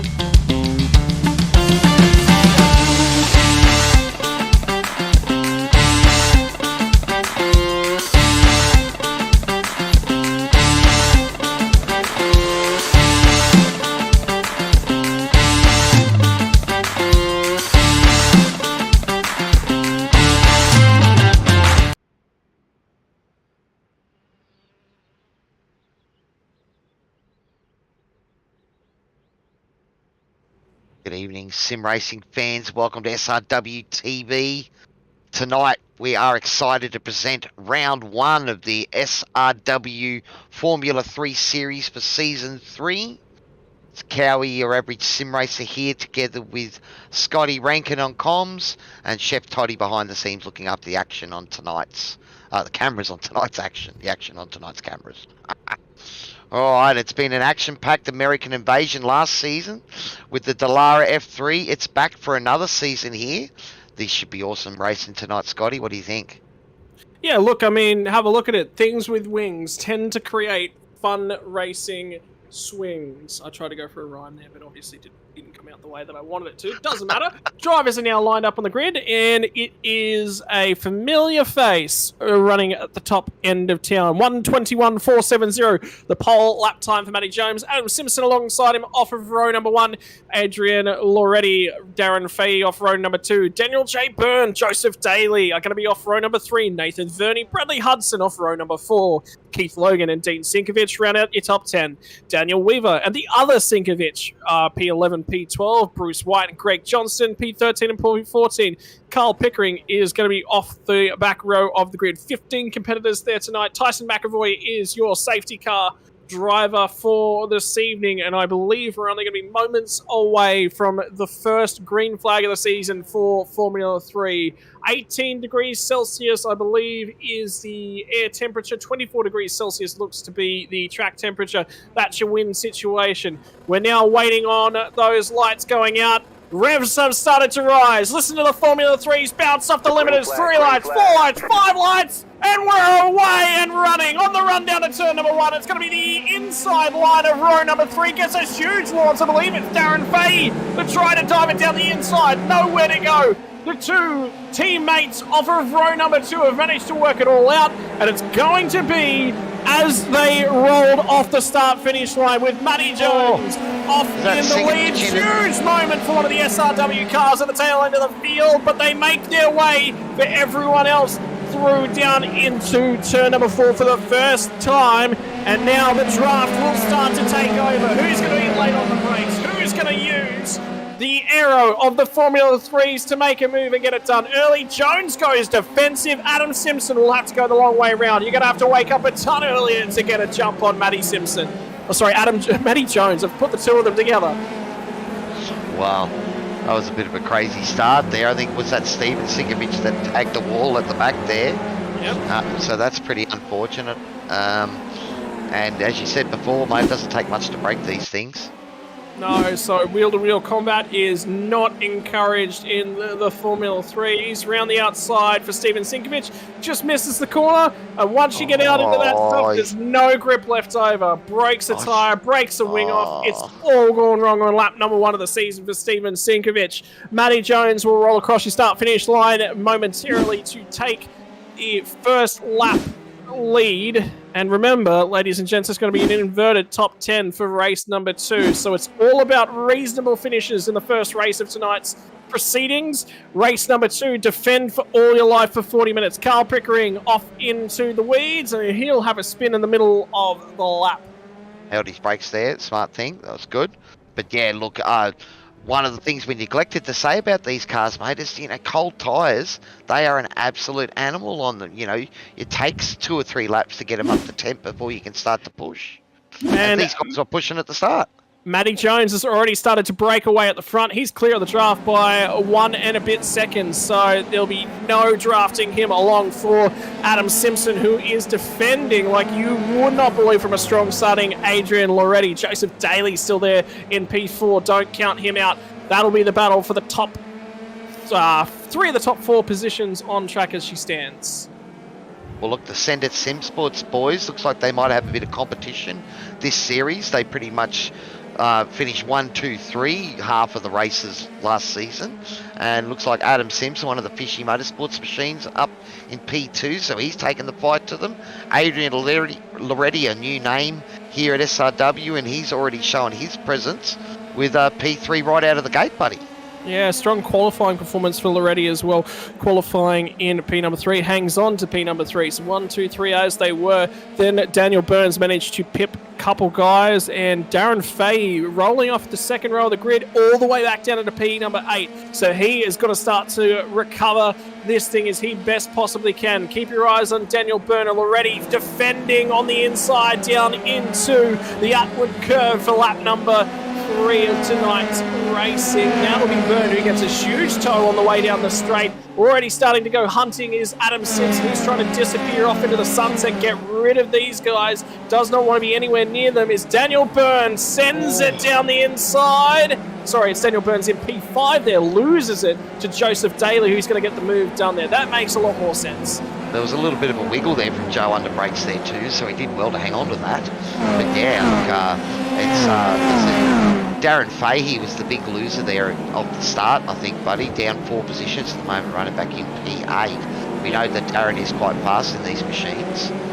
So great job by Carl Pickering, who's going to be the lap traffic early on in this piece. Obviously, you saw the spin that he had in those opening number of laps, so you'll see the traffic, the field start to pick him off as I believe he's just peeled to the right-hand side of the pit straight. So you will see them all file past him on the main straight here. Yeah, well, that's it. And again, a good, we see some contact and no safety car. It's almost unheard of in these F3s.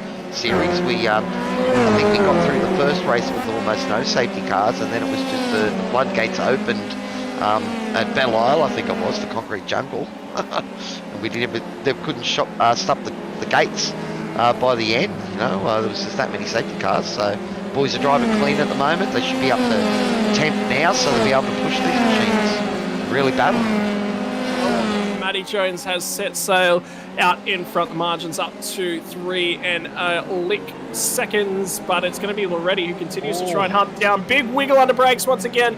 Fahey trying to go forwards, and will he manage to get this one done? Yeah, he's going to hang on to it. Bradley Hudson he's dicing away with right there. Bruce White starting to make his way forward to tag on the rear end of this one. And don't count Keith Logan out yet. Right now, P number 10 would be P number 1 on the grid for race number 2.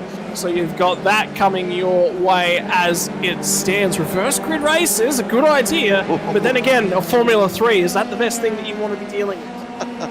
Chaos, mate. That's what it's going to be. It's a great idea for us here at SRW TV and all the people out there. So it's great to have all of you on board. If you're out there in YouTube land and Facebook land, give us a shout out. We can see that Shibby's having a chat with a few of the boys. Great to hear all the things going on in SRW land. It's awesome, mate. Well, how is everyone out in Facebook land, YouTube land, Twitch land? How is everyone out there on the internet so far on your Wednesday evening? How are you dealing with the cold? Are you waiting for summer to turn the corner and start showing itself off once again? Want to hear how you're dealing with the colder weather. Is it sitting inside, rugging up in front of the computer and switching on some SRW TV? We hope it is, because if you saw the TCRs earlier, I think Formula 3 is going to be where it's at in terms of battling as the night progresses. So Matty Jones has pulled away quite comfortably, but then it's just a long chain of cars for the remainder of the positions. No one's been able to leg away from anyone else, and at Okayama, there's really, I think for these cars, there's 3 overtaking spots, so you've got to get it done, Cowie. A great track to drive in these cars. I must say I haven't driven it. I've driven the Pro Mazda around here, and it's quite a fun car. And I know that they're quite similar, but it's an awesome track, Okayama, with the sort of left, right, and change of direction, varying speeds. A really challenging track. Rather interesting that this actually opened as a private motor racing track for the rich, right? No general access. It was the rich only, and it was some veteran British drivers that staged the first race here, and then they held the Formula 1 Pacific Grand Prix here in '94 and '95, and your hero Schumacher took both of them out too, buddy. I never said he was my hero. I just said he was a masterclass defender. That was great to watch. That's all. No, he was. I mean, one of the things that set him apart was the way. Oh, I just watched Matty Jones have a big slide coming off of turn number 7. That was a huge moment for Matty Jones. But the tops are at the temp now, mate, so you can actually start to do it. It is going to hurt him, but it's a sprint race. We saw these guys starting to have issues last season when they got into lap 30-something in these cars. So 16 laps, the tyres, you know, they'll have plenty of rubber left on them. So he's got plenty of time to do stuff like that. Well, don't get too silly, Matty, for whatever you need to do. You've got a huge margin, mate.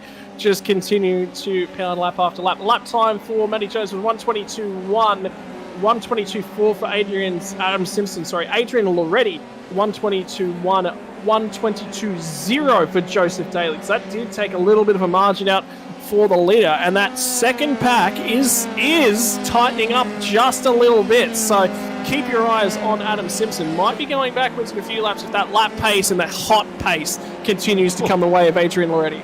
Well, I'm looking at that, buddy, and all of the top 10, you know, are still in the 22s. You know, so it's been pretty awesome. One of my buddies, Bruce White, he's out there, up 4 positions in P9. Bit of a shout out, Bruce. Glad to see you having some fun and getting in amongst it, mate.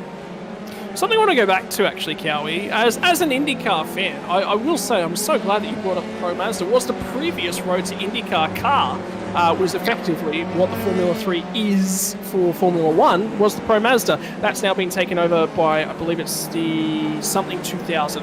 USF 2000 might be.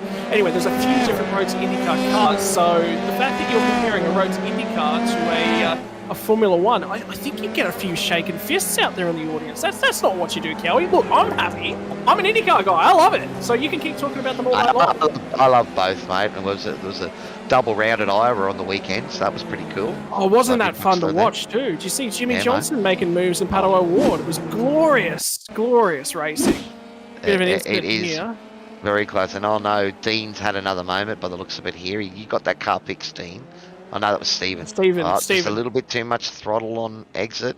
Mate, stop trying to mirror your brother. You're a better Sinkovic so far tonight. Mate, hang on to that thing. Oh, I think it's Spinovich the boys are doing tonight.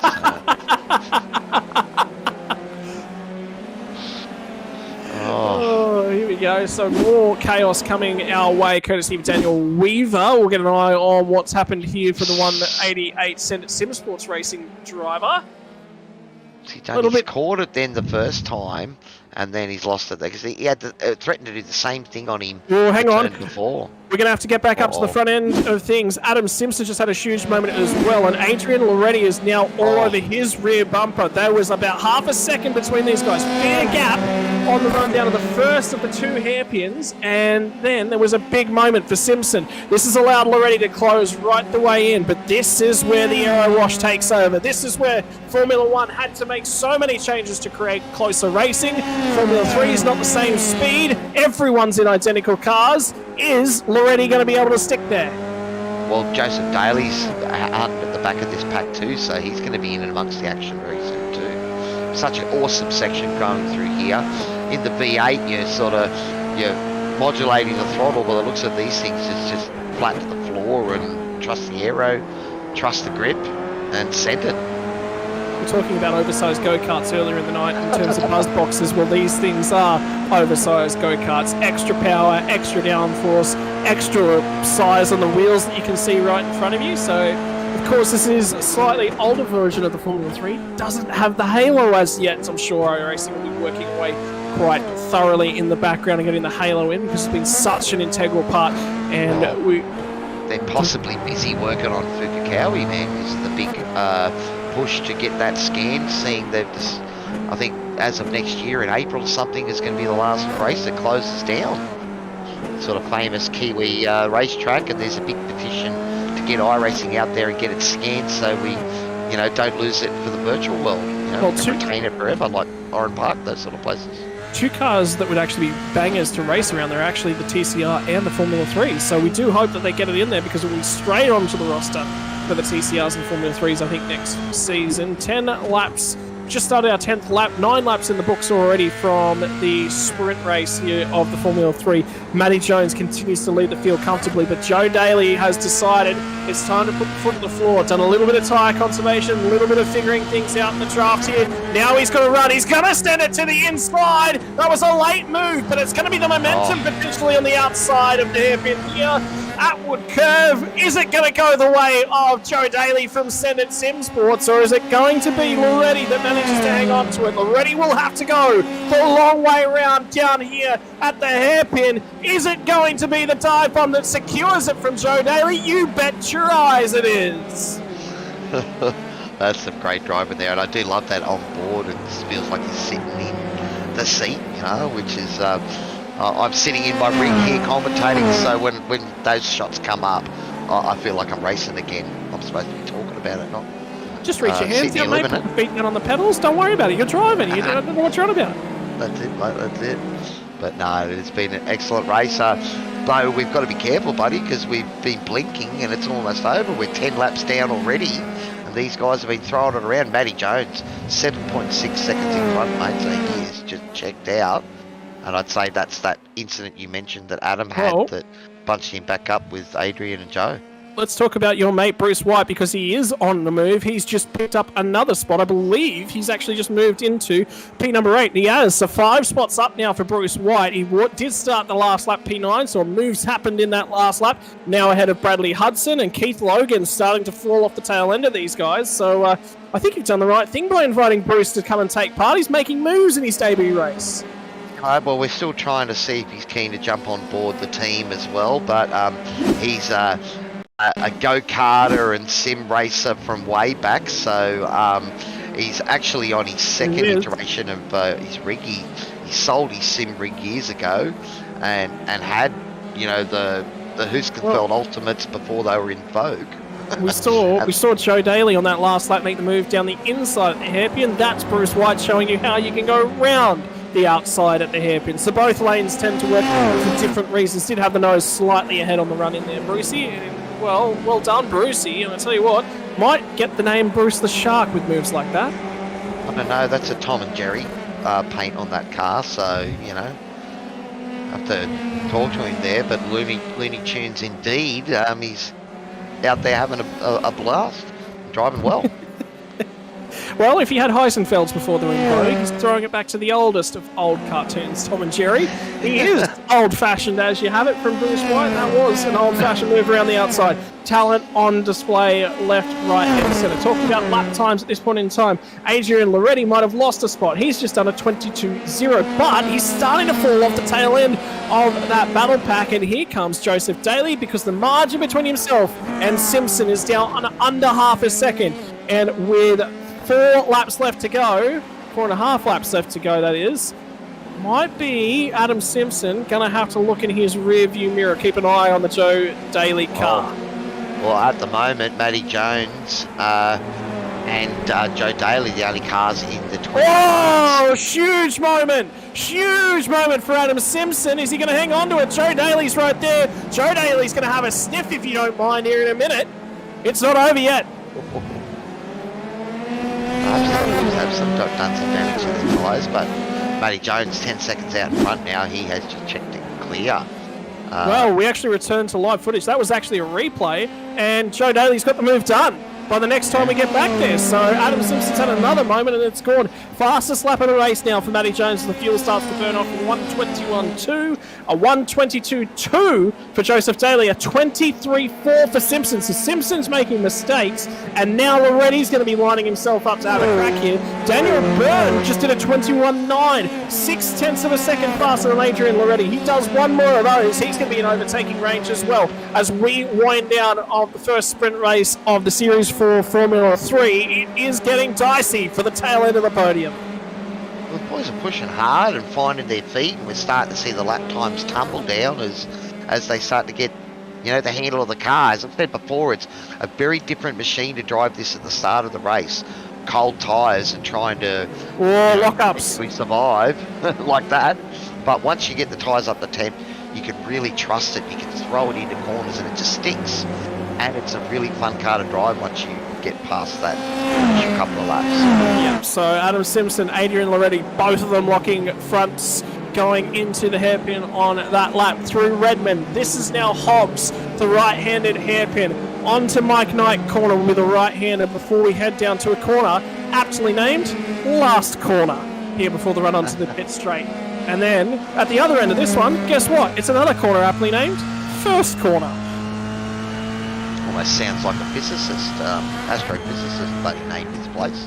That's what they tend to, call things as they see them. Oh, no! That is a huge moment!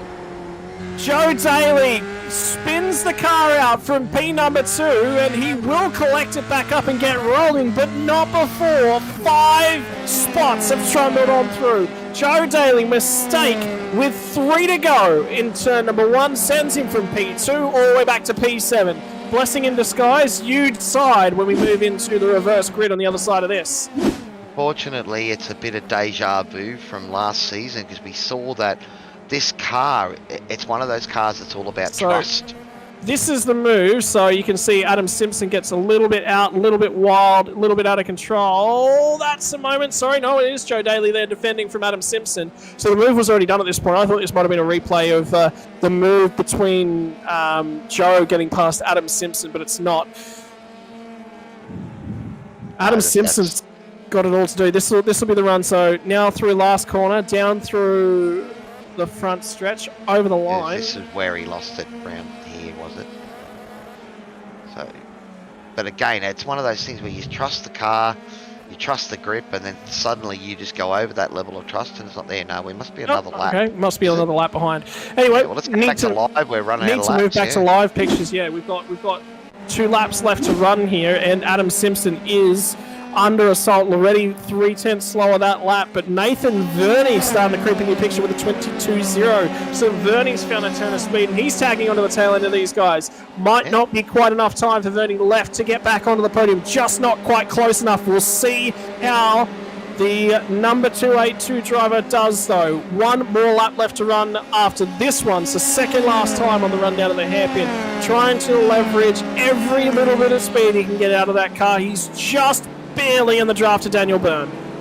Well, Nathan Verney had a P3 in last season's championship, so he's shown his consistency in these cars, and great to see that he's getting a handle on it once again. Adrian Loretti, a great new name that has joined the team, and he's shown pace, and now sort of putting the pressure on Adam Simpson. Is he going to make a move up the inside there? No, just trying to position the car. So Simpson was a little bit deep there into the second hairpin. Hobbs it is. Now on the way to Mark Knight corner. Matty Jones has just run past the start-finish line. He's picked up the white flag. 1 lap left to run. These guys have got 1 lap left to run now. Has already got enough time. He's going to come across all the way to the right side as Adam Simpson. Not off the draft back to Adrian Loretti. Is Loretti going to be close enough when they get down to the hairpin? Is it too much to do? Loretti slowing a little bit. It's maybe trying to position. Just made a little mistake there, and that's given Adrian a chance to just skip clear, and that might make it very difficult for Adrian to make a move, as Adam's now skipped out to, what is that gap now? It's like it's still 0.3, but it looks like a bit bigger than that. Much longer than that. Yeah. No, checkered flag's out. Checkered flag must already be out by the look of that. Race must be over. Well, that's a bit funny because it's saying white flag at the top and then checkered flag next to all the cars. So we have missed it by a lap. That's how quickly it flies around here. And no, definitely we have. Yes, the race was actually over, so it is done because we've only got 55 seconds left on the session for these guys to get home. So that is your race 1 run and done. Matty Jones will take the win from Adrian Simpson. Matty Jones will take the win from Adam Simpson, Adrian Loretti, Daniel Byrne, and Nathan Verney home in your top 5. Darren Fahey recovers from P8 in the opening laps all the way back up to P6 with a little bit of a spin from Joseph Daly. And now Bruce White will gain a whole host of spots. Biggest mover from race number 1, P13 up to P8. Bradley Hudson to P9, and Keith Logan is P10. Now, P10 for Keith Logan means he's going to start from P number 1 in the reverse grid race. Bradley Hudson will be alongside him. Bruce White from P number 3. Joseph Daly P4. Darren Fahey P5. Nathan Verney will start P7. Sorry, P6. Daniel Byrne, P7, Adrian Loretti, P8, 9th, and 10th for Adam Simpson and Matty Jones. So will it be the Matty Jones show? Will there be a little bit of conservation? You reckon he wants to get to the front nice and early? Well, we've got a little bit of time to think about it here because we've got a 10-minute warm-up before the next race. So, but yeah, look, some great action there in that first race. Matty Jones really showing his pace.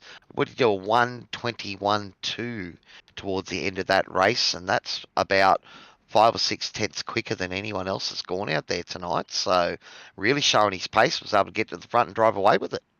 Might be a bit harder in a reverse grid. Speaking of the man who wins race number 1, we've actually got him here in the commentary booth. Race number 1, nice and cruisy there from you, Matty, but Formula 3s and reverse grid races, they tend to create chaos. Thoughts of a safety car in tonight's second race?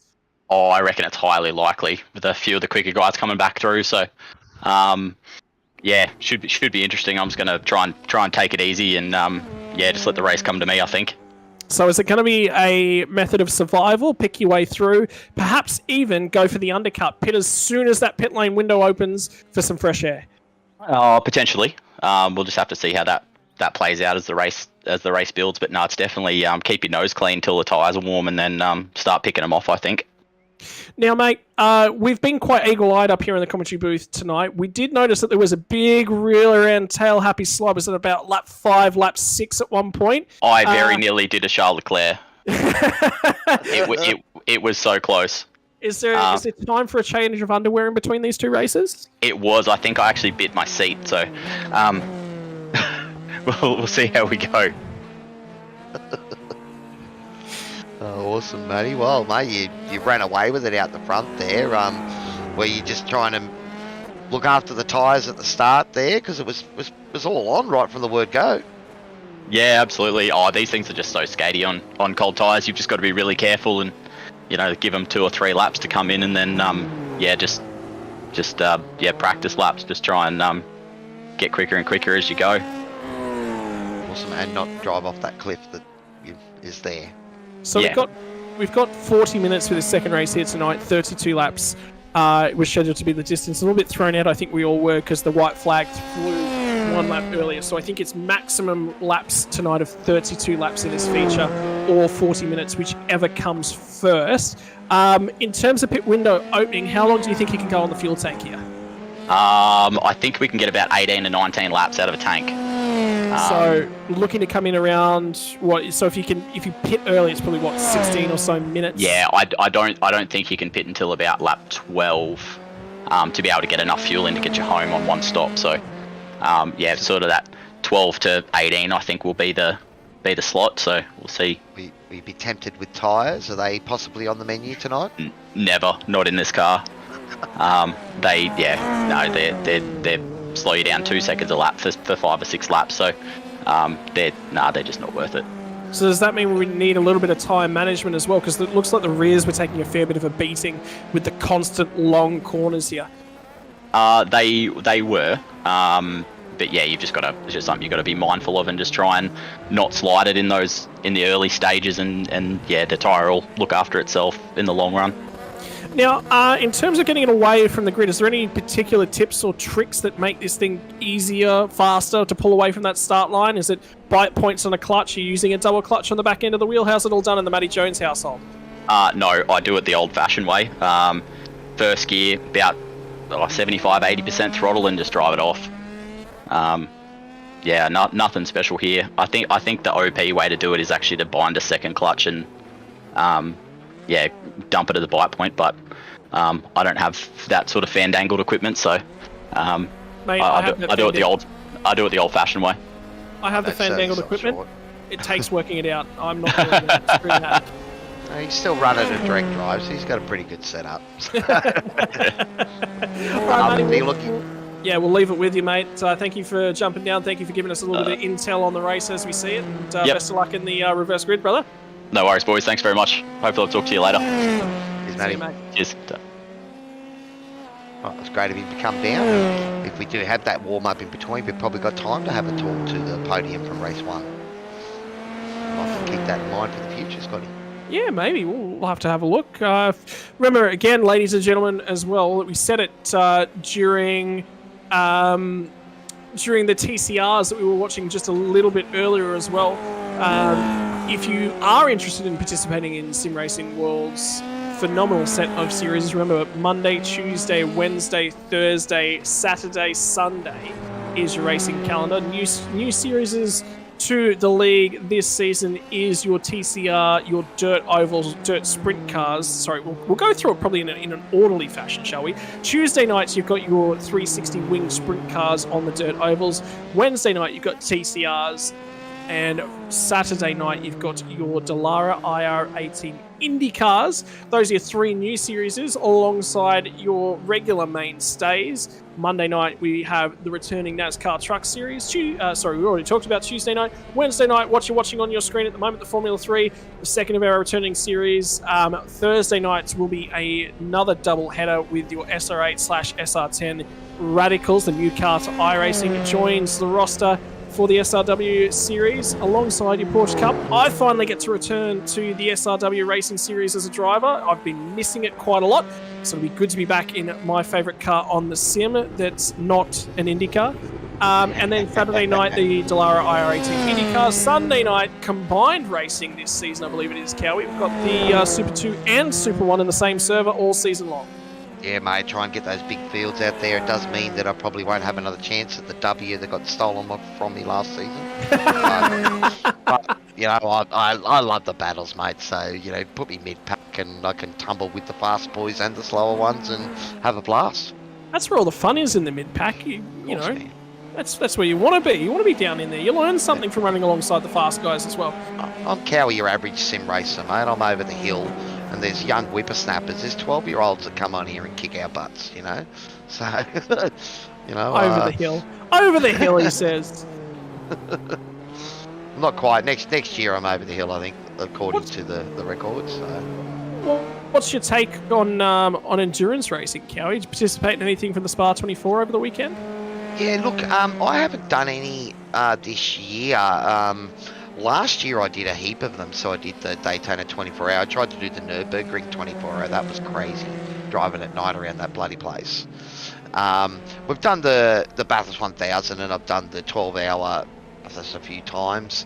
But yeah, I'm a lover of the V8, and when I want to do those enduros, I've got to know ahead of time so I can prep and spend some time driving. Because one of the things about team racing is you're sort of trying to help out your teammates as well, and if you make a mistake, you feel like you let them down, whether or not you meant it or, you know, it was one of those mistakes that was your fault or not. I'm just as gutted for the team when I make a mistake as the team are gutted. So that's the last thing you want to do. So I find it this year, I've been trying to focus on the V8s and the comms and everything else, my music, and I haven't had a chance to really focus on more than one car. That's why, you know, doing the dirt last night was a bit of an eye-opener, and I had a blast. Well, you know, it's endurance racing. The other side of the coin is endurance racing generally eats up an entire weekend as well. It's not for everyone. You've got to have the time to dedicate it to it as well. But your Spa 24-hour weekend, you're not going to believe this. 1 win. But that wasn't enough. I decided, you know, there was another team that said, hey, we're looking for another drive. We just don't have enough drivers to get through. Yeah, no worries, guys. Send me the setup. I'll spend an hour in it when I get a chance in the middle of everything, and I'll jump in. 2 wins. 1 wasn't enough. Jump back out there for 48 hours around Spa. And Dude, I've got 2 wins in my entire iRacing career, and you're telling me you just got 2 in 1 race on the weekend? Yes. Yep, so... well, you go and drive away out off into the sunset out in P1 and alls back in sort of P12, you know, so I'll enjoy my battles and have my fun. So. Actually, I haven't even had a look. Who's on commentary tomorrow night? Who do I need to butter up so that they talk nicely about me whilst I'm in the car? Oh, I don't know. Do we need to give that away or not? Can't let you start to sort of, you know, butter the Look, But out there, looks like you got Toddy and Tyson, so I know Toddy hates your guts already. He was yeah, telling me alright. before, so.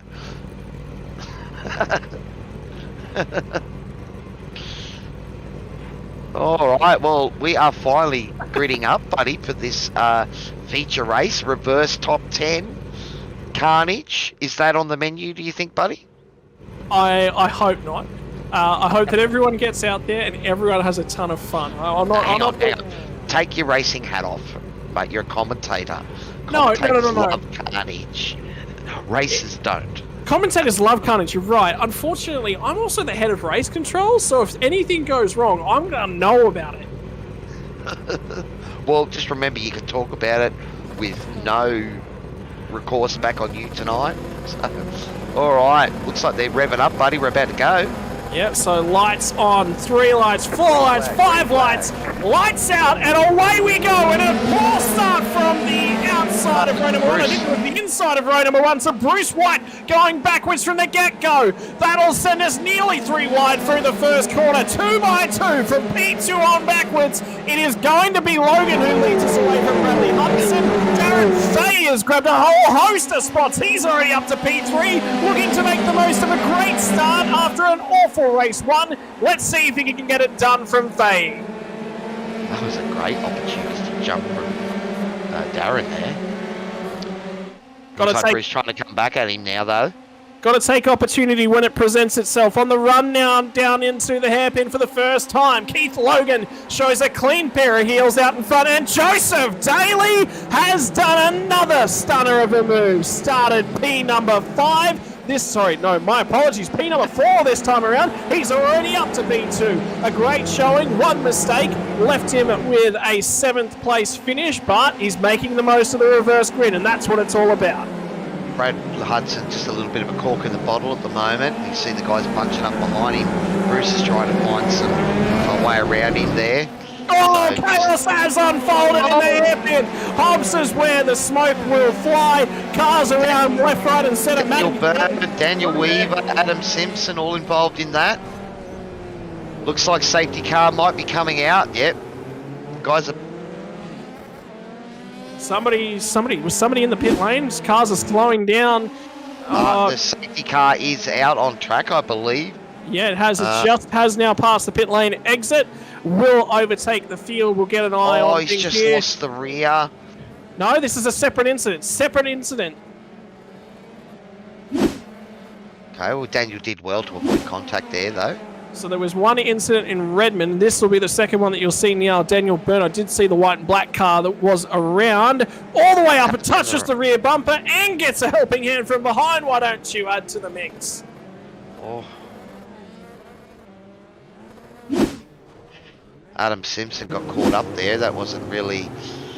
He had nowhere to go, but the safety car will give him a chance to get back up onto the back. Just hope that there's not too much damage. Though, we'll have to keep an ear out and see how long the safety car stays out. Perhaps they'll have a chance to use the fast repair and jump back onto the back again. But well, they've already been through pit lane as Adam Simpson and Daniel Byrne. They're in and they're already out. They've grabbed their fast repair and an extra splash of fuel. So 2 laps in the book at this point in time. Top off of that fuel tank. Remember Matty Jones's numbers said about lap 12 onwards. Your pit lane window is potentially going to open up so that you can get in and get back out. So a few drivers will have a lot less time to spend on pit lane.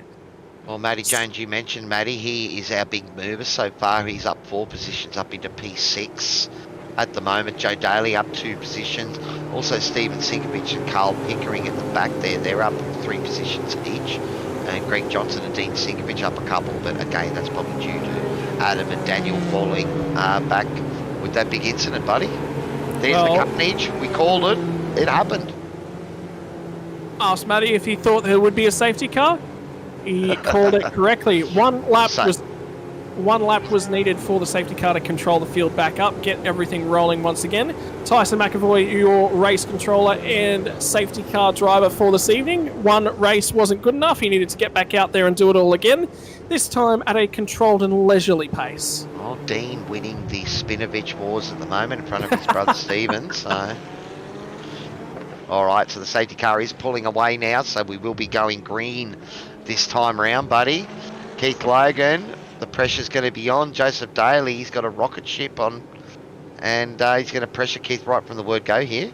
Safety cars in pit lane, so field will be handed back over to Keith Logan. He is completely and utterly in control. When will he go? Will it be early? Will it be late? It's a long run down to turn number 1. Holds them. Holds them. Still holding, and there it goes. Foot to the floor. Great launch off of the last corner.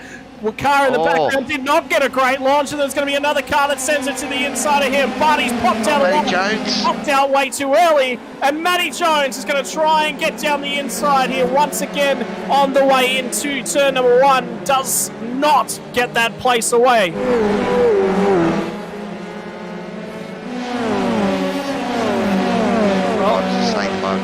Checking up or a move done before the flag backpacks, or have to keep an ear out for that. Matty Jones, another big send down on the run into Atwood Curve for the first time back after our safety car, and Darren Fahey gets bottled up in behind him. Matty Jones goes defensive. Here comes the leader as well. Joe Daly's on a send for the race lead. Job done. Joe Daly, new race leader. Bruce White got P3 done there too, so there was like 3 moves all going on into the same corner from the top 6 drivers. That's awesome. They all sent it into the hairpin too wide, so keep your eyes on Bruce White and the Looney Tunes machine. Hudson slips backwards. Logan slips backwards. Fahey managed to get it back off Matty Jones, so that one is still going on. It wasn't resolved at the tail end of the straight. Matty Jones had to look after his car. He's up 4 spots from starting P10, but he wants to make it 5. Well, these boys are all quick. Matty managed to check and get clear of them all in race number 1, but he's right in the middle of the pack now, so he's having to work for it. Yep, different way around when you got to deal with the aero wash. This time, a lot deeper down the inside on Darren Fahey. Fahey will let him have it. Maybe he'll even tag along and see if he can go with Jones. Well, that's it. I mean, you can try and hold up a faster guy behind you with some good defensive driving, but sometimes it costs you more time. You're better off letting him through and then trying to sit on his tail, follow his lines. I know that's one of the things that I'll try to do if I'm in a race with better guys. I'll try and be as much of a pain in the butt as I can, you know, especially with racing for position. If I'm getting lapped, it's a different thing. But once they do get past me, then I'm going to try and learn from the way they're driving the track, you know, where they're pushing, where they're braking. Don't forget to keep your eye on the rear of the field as well. The 2 drivers that have completed their stops, Adam Simpson and Daniel Byrne, had to come in, take those fast repairs, trying to make their ways back through. They are bottled up behind the Sinkovic. Everyone wants to be a better Sinkovic, and Bruce White has now made the move on Keith Logan. So he's on the move. And have a look at Joe Daly. Joe Daly's just set sail. He's disappeared. He's pulling his best Matty Jones impersonation. Matty Jones has had a spin. Are you kidding me? Yeah, he's just had an off.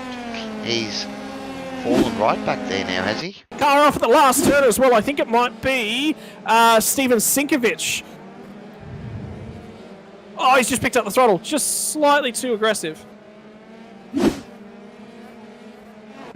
Okay, there was contact under the safety car. I just heard from race control there, but I don't know if anything has been issued.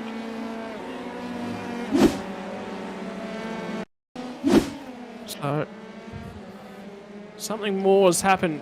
Oh, we're riding behind the tree, so we can't see much here. Matty's trying his best to get the car pulled up, turn back on and running again without impacting anyone's race. And that, ladies and gentlemen, is how to use the relative to make sure that you pull a safe rejoin. He wanted clear air, did Matty Jones? Well, he's got it now. Not the kind he wanted. No, but again, as you said, you know, did the right thing. Had to pretty much let the entire field go through, and you know that's what happens.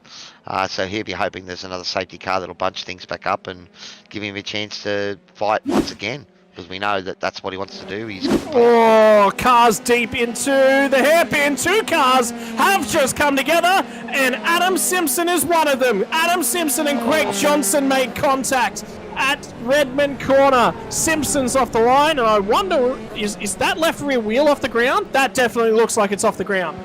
Yep.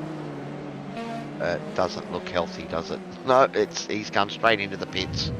Well, that's his second fast repair left, so that he will have nothing left over after this one. He's going to have to be real careful on that. Matty Jones disappears all the way down the straight on him. So all of a sudden, Adam Simpson, not a fan of the reverse grid racing. Well, again, I think we've got a moment here from Daniel Weaver. I think he looped it in the same spot. No, we're just watching. That's drive the past aftermath. The boys there, yep.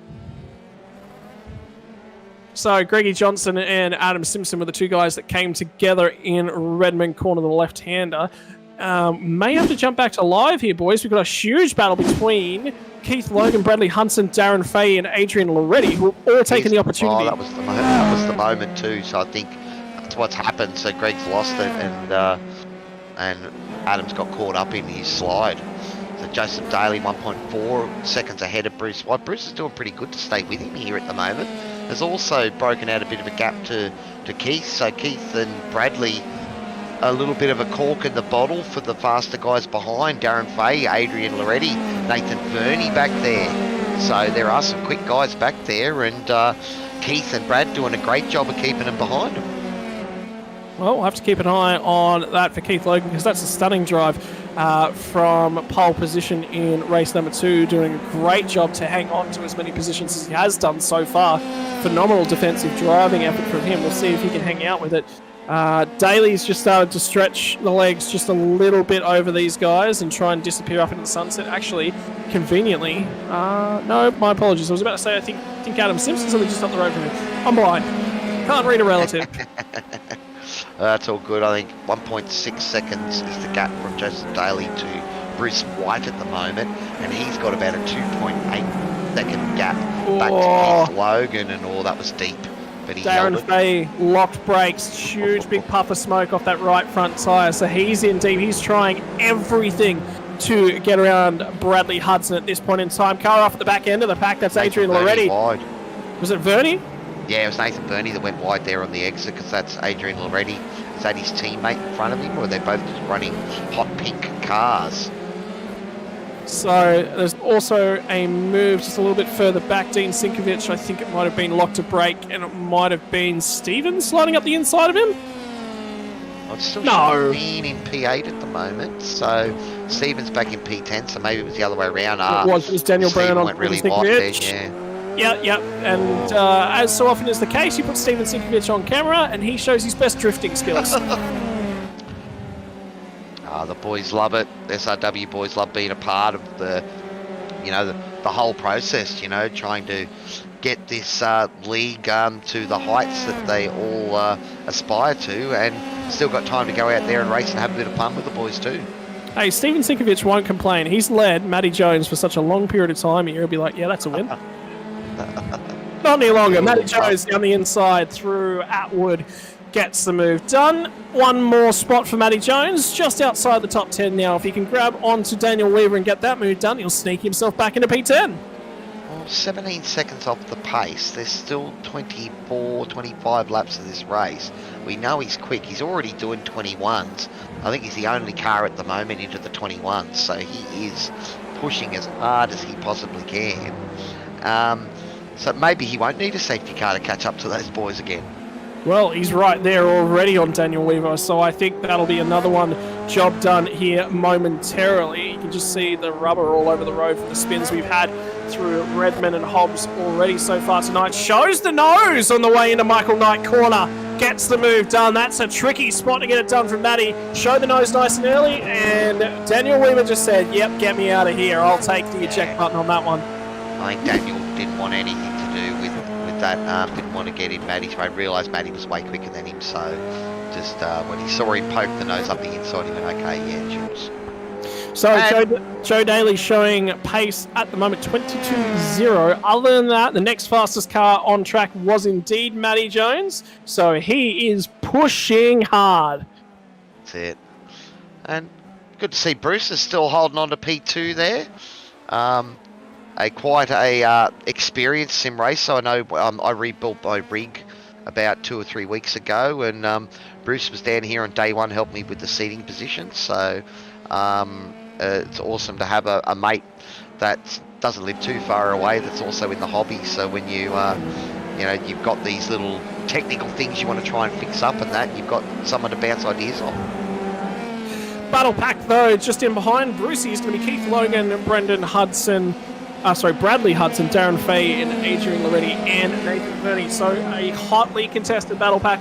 All of these guys right there, bumper to bumper from P3 to P7. It is on like Donkey Kong, not the Looney Tunes, as Bruce White would have me say. Well, I don't know. I don't think Tom and Jerry actually Looney Tunes, are they? They are, yeah. Wait, no. No, they're... Oh, God, there's so many different groups. They're all the comics from our childhood, or sorry, cartoons from our childhood.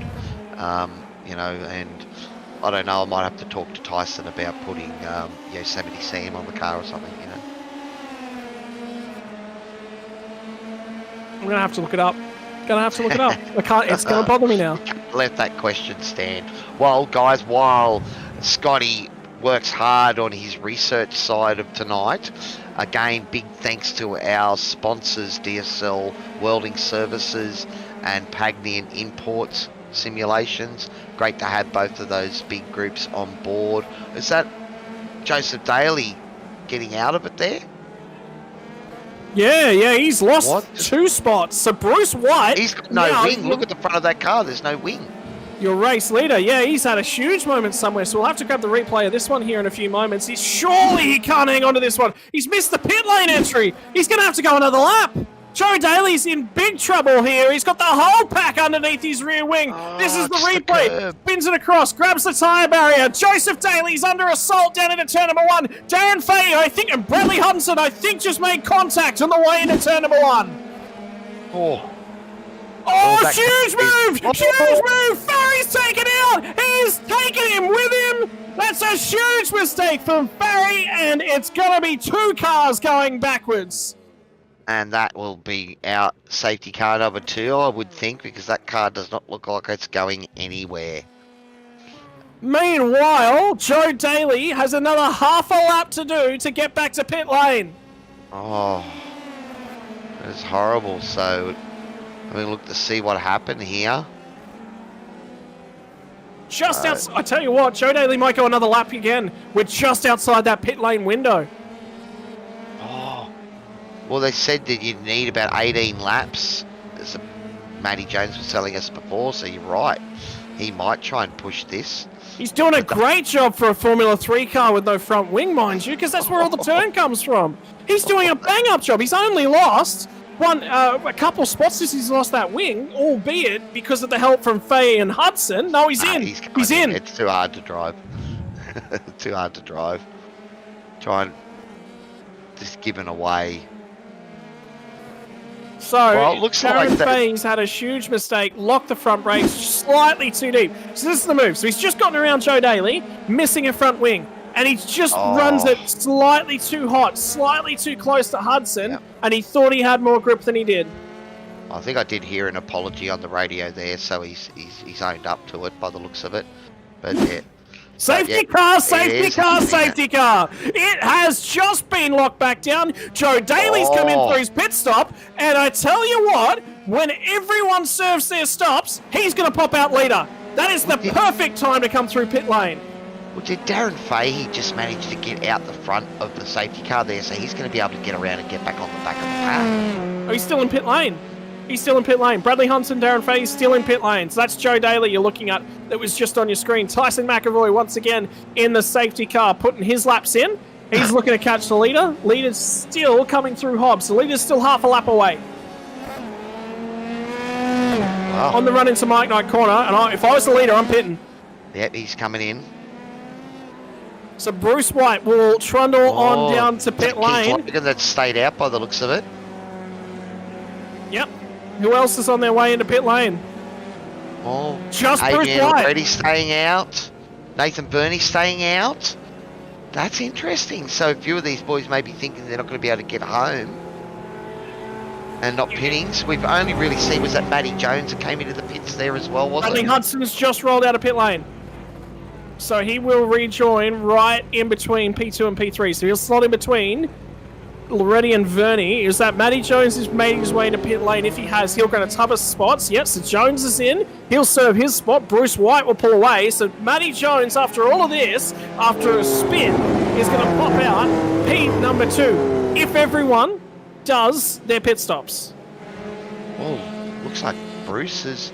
No, he's jumped out. He's in 7th at the moment, so is there a whole heap of positions there that he's gone down. The Daniel Byrne had pitted, but that was right on lap 1, so that was damage related. Yeah, so effectively Bruce is still in the lead at the moment. I think once the pit stops even out.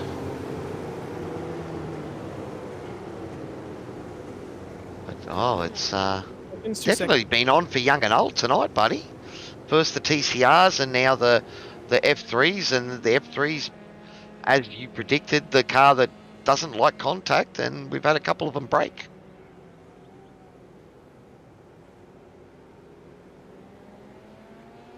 Well, the safety car is just slowing everyone right up, letting the cars at the back catch up onto the back of the pack. We do believe, Scotty, we talked about waiver rounds for lapped cars this season. Well, Scotty's actually jumped down into the to have a chat with race control at the moment, so maybe just trying to get a bit of clarity on things there. Toddy, she's been an awesome race. It's plenty exciting out there, and look there, the first of the waiver rounds sort of coming through. Adrian Simpson getting a waiver round, and that will probably mean we might end up doing another lap under the safety car, I would think, at this stage. But some great action tonight. Again, thanks to our major sponsors, DSL Welding Services and Pagnian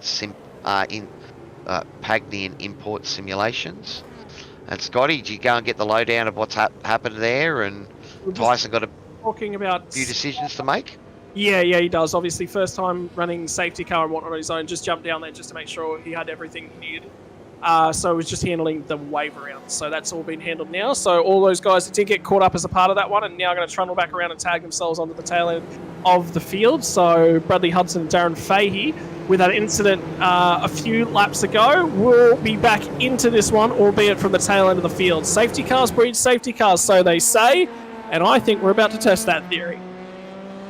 Wow, it's going to be interesting. So our top 6 cars have all yet to pit. In the scheme of things, so it's going to come down to, it looks like Steven Sinkovich is going, they're all going into the pits now, so they probably should have pitted last time and might have, it's going to cost them a whole heap of positions sitting behind the safety car there for a lap and then pitting, isn't it? Well, Bruce White is now P number 3. Joe Daly is P number 4. Effectively from here, and I believe it's going to be Matty Jones who will pop out and be P number 5. Indeed it is. Daniel Weaver is going to be P number 6. Have a look at the fuel saving that's going on at this point in time. Everyone trying to make sure they've got enough gas to get home. Right on the bubble. 20 minutes left to go in the session. Will not hit the 32-lap marker. It is now going to be based upon time only. Will not make the 32 laps of the session. Well, Matty Jones, he's should buy a lottery ticket, mate. He's got a big kick out of that safety car there. Was well off the pace and back behind a heap of cars, and now finds himself P5, effective P3. If we take pit stops into account. So you think Logan and Sinkovich have just missed the marker, but then again, Dean Sinkovich was actually towards the tail end of the field. This is actually a blessing in disguise for him. Yeah, sure, he hasn't got enough fuel to get home from here, but now he's got a ton of track position that he didn't have before. Well, I think get clear of these boys. He will have a lighter car, so hopefully that'll give him an advantage as well. But yeah, these boys, Keith and Dean, get to have a run out at the front. They'll be hoping maybe there's another safety car and they can pit again and take advantage of that. Oh, there was a lock-up, a check-up at the back there. Was that Steven Sinkovich had to get out of it and go on the grass? He might have gone up the butt of someone there. I mean, that's just obviously learning to pace behind a safety car. That's a separate skill that you don't really have to learn too much when you're a road course driver, Cowie. Well, I might have caused a couple of safety cars myself in the V8s last season, buddy. So, don't think that they can actually happen. So, but nah, look, it's one of those things. You got to try and stay consistent, but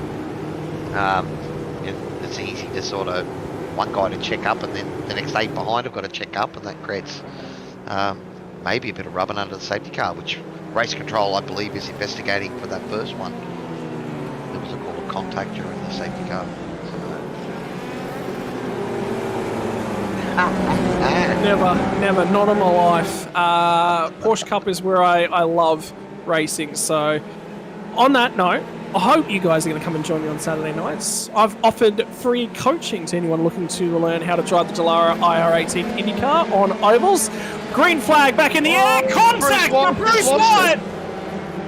What's happened there? Somebody's made contact with the rear bumper of Bruce White. I think it might have been Joe Daly, actually, who was looking to get back to racing nice and quickly. So Daly seems to be having a absolute heck of a night. He's made mistakes in every race so far, and they just keep unfolding. Bruce White, that's a lonely sight at the back of the pack. Had a phenomenal race going his way. Would have been effective race leader on fuel strategy. Gutted. Well, we're going to have a look and see what happened here. So... he caught it, started on his own. Bruce has done that all himself. So great car inside management. of the grass there. He's done the right thing to get out of the way of the field and spin it off onto the gravel and get out of everyone's way. That is a phenomenal effort, but that is unfortunate for Brucey. Yeah, gutted for you, Bruce. So well, buddy. There's next week, but at least you've shown that you've got some pace in these cars, buddy. But that might have been a maiden win in your first event here, round 1. And you threw it away. Oh, there was another car got wiggled in the back there. Was that Daniel Weaver got on the grass there, and the car was very wiggly coming out the corner? Well, looks like Faye's going backwards once again, so he's not having a great night. How long can Keith Logan and Dean Sinkovich hang on to this race lead? Joseph Daly is coming, and Matty Jones is going to go along with him. The front 4 have leapt away from everyone else. There's a huge battle on for Daniel Weaver, Greg Johnson, Adrian Loretti, Nathan Verney. Whole bunch of cars still too wide, heading down into the first corner this time by. You're on the front pack, but this pack is where your eyes need to be. Loretti's got in position now at the front end of this pack. Can he set sail, or will the drafting atmosphere racing pack style pull him back to everyone? Now it's going to be Bernie that has a go at Weaver. Makes a little bit of a mistake. Brakes locking left, right, and centre. It's tight racing in this pack. Bernie's still looking for it over Daniel Weaver. He's going to look to the inside. He'll have a shot down here at the hairpin. The draft support coming from Loretti goes in the favour of Weaver. So Weaver got a huge pull down the straight early on the brakes, and it's going to be Bernie that takes that one away. Greg Johnson's now the next one who will line himself up. Keep your eyes on Daniel Verne. Behind them, Adam Simpson was at the tail end of the field. Now he's starting to make his way through the field. Restarted about 14-15. Greg's had a spin. Huge pickup on the throttle. Another spot here for Simpson. Who else is going to have a crack on the way into Redmond Corner? Well, everyone's having a go, buddy. You can tell, because those moments have just been the car getting a little bit away from them. And that's only happening when you're really pushing hard. So, I mean, kudos to all these guys. Even with the mistakes, they're pushing hard right in the middle of it, and they can all smell those results ahead. And the action, this is where it is, mate. Right in the middle of this pack, battling hard, having a blast with your mates out there. It's awesome. And Darren Fahey was issued a drive-through penalty by race control for the incident that he had with Bradley Hudson that sent both of them a lap down. They were lucky enough for the safety car to get that lap back. So Fahey was penalised. Fahey will go through to the tail end of the field now. Pretty hard on Darren, but it is what it is, and race control have had a chance to look at it different ways and have made their call. And I know I haven't agreed with race control all the time myself, mate, and I know you and I, Scotty, have had some good discussions in the interim between season 2 and season 3 about race control and how to do things and that. But it's I suppose it's a hard job, mate, thankless, and but it's great having it there, because it means that we hopefully get some consistency and find our own margins within those rules, buddy.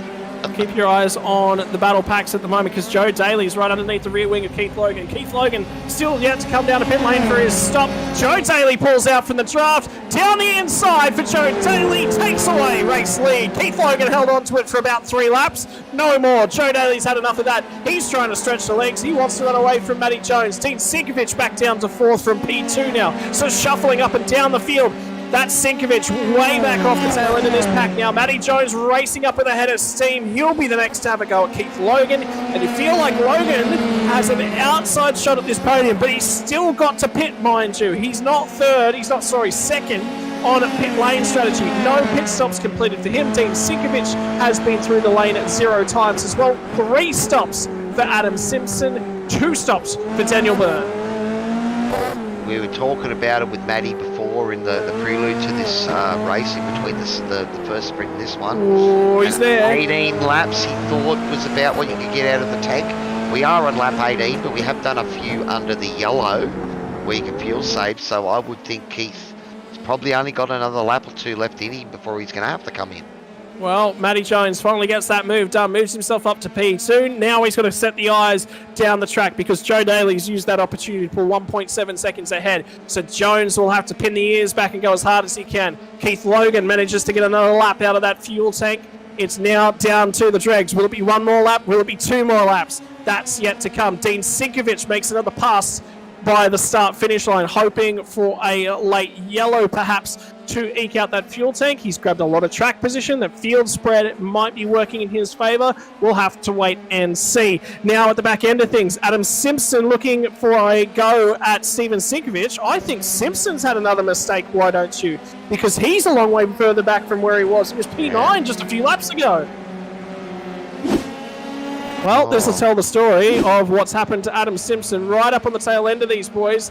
He's going to have a go here, is he? Is he going to lock a brake? As a go. Oh, spins himself in the rear bumper of the car ahead. It's not Adam Simpson's night from the Fishing Motorsports crew. Well, that seems to me like he tapped him, but he was probably hard onto the brakes trying to avoid the contact, and the rear just went around. Steven Sinkovic will release Adam Simpson on the way into the hairpin that time by. And in the background, you just see Greg Johnson shoot off. Yeah, another moment from Greggy. Oh, and is that another? Was that was Dean Sinkovic that was sideways there too, buddy. So, oh, and that's missing a wing and bits. So he went in hard there. And I think he's taken somebody along with him. No. Oh, he's moved back out on the racing line. And bang. Oh. Oh, no. And you come around the corner and you just see the car there. Smoke. And you can't do anything about it. Yep. Really. Daniel Weaver was unfortunately the guy, I believe, that made contact with him. And have a look at the rubble fly as he leaves the scene. Does Sinkovic? He's got a difficult... That's a car arriving at speed on a damaged car, and nobody knows that he's damaged either at that stage. Sinkovic done an okay job at trying to get out of the way there with the damaged car. Yep. Is there a left-hand side on that car? Alright, so we're having a look on what happened to Greg, was it?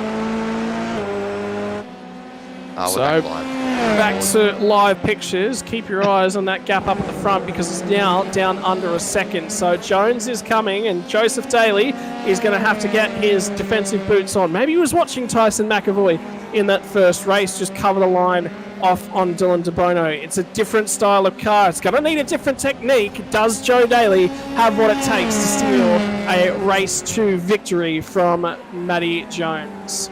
Let us know what you think out there in the chat, because it's been a chaotic one. Who's been your pick of the drivers so far?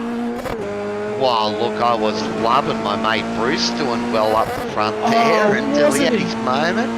And he's now back up into P7, so he has recovered somewhat. But I was a bit surprised that moment didn't bring out another safety car, mate. Adam Simpson, this just in, Adam Simpson has retired from the race. He will not finish race number 2. And car 24 has been penalised for an unsafe rejoin. That would be Mr. Sinkovich, I believe. Yep. So he is going to have to do another lap through the pit lane. This time, no stop, no service allowed for the driver of the 24 machine. Carl Pickering's having an okay night. He's picked up a few spots in this reverse grid race from 15th up to 12th, so he'll accept it when they come his way. Keith Logan has now finally served his pit stop, and Dean Sinkovich was the other one that had to serve a pit stop. Well, he's going to serve them 2 in a row, back to back. Pretty rough, but that's what happens, and, you know, I mean, it's so hard an instinct as a driver when you have that spin that you just want to get back out there and get going again. And he did hold at the start there, so I'm sure he did look at his relative. And when he flicked over there, he thought he had more time, but then still had to straighten the car and get it going. And didn't have enough time that he thought, yeah. You talk about one Sinkovich spinning, the other one says, yeah, look, I'd like to get him on the act if I could, please. Stevens. But anyway, back up to our leaders. It's going to be Joe Daly and Matty Jones going head-to-head. They're on the run down the back straight away, and that is the margin. Was 2.5. Now it's next to nothing. Can he survive? Guess how long's left in the service? Still 6 minutes. That's an awful long time period. If you're Joe Daly, maybe, just maybe, you let Matty go. Matty had a huge turn of speed in that first race. Do you let him go and try and have a dig at the last lap? We're talking 3 or 4 laps. I think you've got to try and hold him off, make him try and use his tyres as much as you can, and hope that, you know, you can keep a bit of life in yours to be able to fight that last lap. So they are 7.5 seconds clear of Adrian Loretti, who's put his stamp on P number 3 out the back. Keep an eye on it. A little bit of weaving, a little bit of toe braking up at the front end of things, but the gap between P3, P4, P5 is 2.5 seconds, covers those 3 cars, so they will be onto it in the closing stages of this one as well. Cowie, any battles that you can see up and down the field at this point in time? Look, I think we're looking at the main battle here. Adrian Loretti and Nathan Verney are fairly close to each other, but I think there's still about a second or so separating those 2 guys. Just keeping my eyes on the track map as well. Matty Jones is getting closer and closer and closer. Now it's going to be Joe Daly who has to park it on the inside of the road. He's looking to go defensive. Jones is going to go the long way. Now Joe Daly will come across and try and open up the corner. Finds the apex, lock brakes, props Matty Jones up in the middle of the corner. Had to bail out and picking up that throttle was Jones. So Joe Daly hangs on to it. One more lap. Will it be another lap? He crosses the start-finish line with P1 next to his name. Running out of time, these boys. Now under 5 minutes left in this race. This is where the battle is.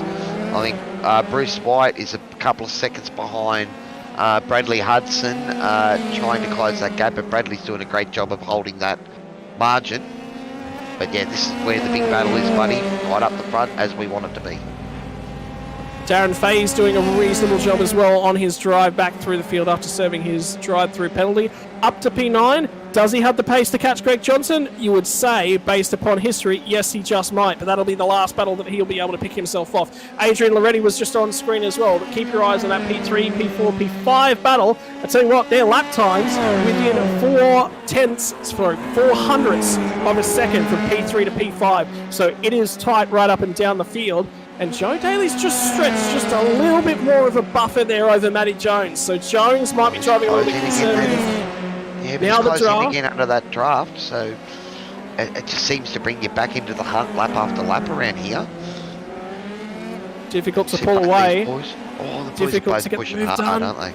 Oh, they are. Rear end stepping out. They're really trying to pick up the throttle nice and aggressively. Adrian Loretti, is he going to be able to hang on to that P3 over Nathan Verney? Great drive from both of those guys. P8 to P3 for Loretti. That point in time. I think Matty got half the car inside there and had to turn a bit more, so he avoided contact. And that just gave Joe a chance to skip out another couple of tenths. If you're in Matty Jones's shoes, do you just accept P2? That's a round victory. Matty's one of that alien, buddy. He's fast in anything he gets into, and I can tell you now, he's only looking at this car in front and how the hell he can get past it in the couple of laps he's probably got left to do so.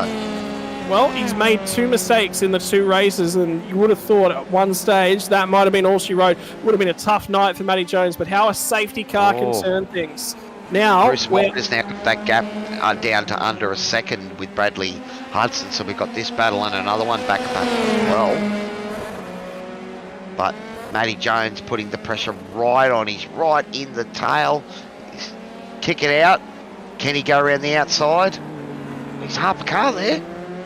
Half a car there, but it is the longer way around the corner. He's got a little bit of a run. He's looking to show the nose. Recognised that he was not going to get the nose in there. And Joe Daly hangs onto it for another corner. Time starting to run out. 2 minutes on the clock now until the end of the race. So they will get one more lap in, you assume, before they see that checkered flag. Although it's quite tight.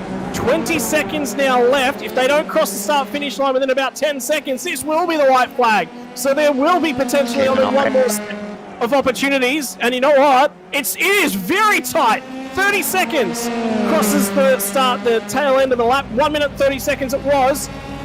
And I don't think Marty has got a white flag. There is a white flag in the air. This is it. 1 lap left to go. Matty Jones deep into turn number 1. This is it. The duel for the race win of the feature race here tonight. Your first round of SRW F3. Jones couldn't get it done at turn number 1. Daly hangs on to it. Defending for all his life. He's seen a white flag. And well, if you thought it was crazy prior to now, it's about to get even crazier. On the outside, the non-preferred line for Matty Jones. Tries to get a run. You can feel like Daly's going to force him to go the long way around at the hairpin once more. He absolutely does. On the inside line. Joe Daly's going to hang the inside line. Matty's going to keep him shallow on the entry. Now he'll break wide. Gets the wing ahead. He's still ahead at the apex. Locks the inside front. Is he still there? Matty is just about there. Side by side through this section of the track. Hasn't been done so far tonight. Matty Jones is refusing to give it up, but so is Joe Daly. He's going to hang on to it. The run into Redmond. There's 4 corners left. Joe Daly is going to hang on to this thing at this stage over Matty Jones. It's not done yet, though. Jones will have one more. Look, the run to Michael Knight corner, then last corner, then the short run to the flag. He's too far back. Joe Daly pulls something out of nowhere. He has a mistake in the first race, but he drives it into victory lane in the second. Oh, that was an awesome drive there, fighting off Matty Jones. He threw just about everything at him. If he could fit a kitchen sink in that car, he would have thrown it at him too, I think. And so, Bernie and Loretti have a duel for the ages for P number 3. You thought the fun was up front. No, it was actually back where Loretti was as well. That was a great duel for P3. And I tell you what, Bruce White, it's heating it up for those two as they get close to the line. And oh, is that Bradley's had a spin? I hope there was no contact there. I think that might get looked at by race control. Post-race, Bruce White will cross the line in P6. Darren Fahey will sneak home for P7. And then Bradley Hudson will cross the line in P8. Have a look to see if that was a mistake from Bradley or if it was contact. But wow. Did you get a chance to take a breath in that last lap there, Scotty? It's been called to race control, so that is, if race results are currently unofficial, they will be handled by race control at this point in time. An opportunity to potentially reverse the positions. Potentially, Steven Sinkovich will sneak home in P number 11. And I'm still struggling to get breath in. It's still going on. Oh, mate. Well, plenty of action-packed racing tonight. First the TCRs and now the Dallara F3s. And it was awesome. I think we're going to have to call this Warm It Up Wednesday. Is that Bradley's gone around? No, so that's mistake number 1. Okay, that was much earlier in the race, yeah, so...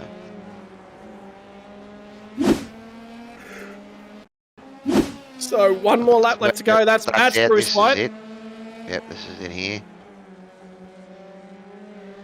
Oh, Bruce just tried to... It's just a tap, but he was just trying to get that great run and move around. It was, yeah, I don't know, probably a bit unlucky. Awkward Nothing spot for intentional Bradley. in there, and it cost him... Oh, look at how close that was. I know Bernie's up this end here, so no. That's what I was thinking the line was right there. Well, we've got our two protagonists, P1 and P2, in the chat at the moment. And we've got Adrian P3 Loretti as well. into the broadcast room as well. Adrian, that's an all right night for you. You thought you might have had a few extra places in that race 1. There was a late mistake in race 1, but managed to close the deal out in race number 2, and that's what counts. Sorry, you got me? Yeah, we've got you now. there, buddy. Yep. Yeah, I was just trying to obviously stay out of trouble, and it turned out alright. Well, Welcome 2 to the safety league. cars. Oh, okay. Sorry, I was going to say welcome you to the take league, buddy. Well, you paused a little bit there, Scotty, so you should know by now not to give me any room to jump in. But yeah, Adrian, so you're new to the league, buddy. How did you enjoy the racing tonight, buddy? Yeah, no, I loved it. My mate Darren, he got me in it. I was watching him on the broadcast last season. Yep. And yeah, I reckon I enjoyed it. Did well. Yeah, well, mate, you were right on the pace from the word go. What did you qualify, P2 or P3 for the first race? And you were really sort of right in the thick of battles there. And they just, skipped ahead of you a little bit there, and you were running your own race at the end. Little mistake. And carnage all around you.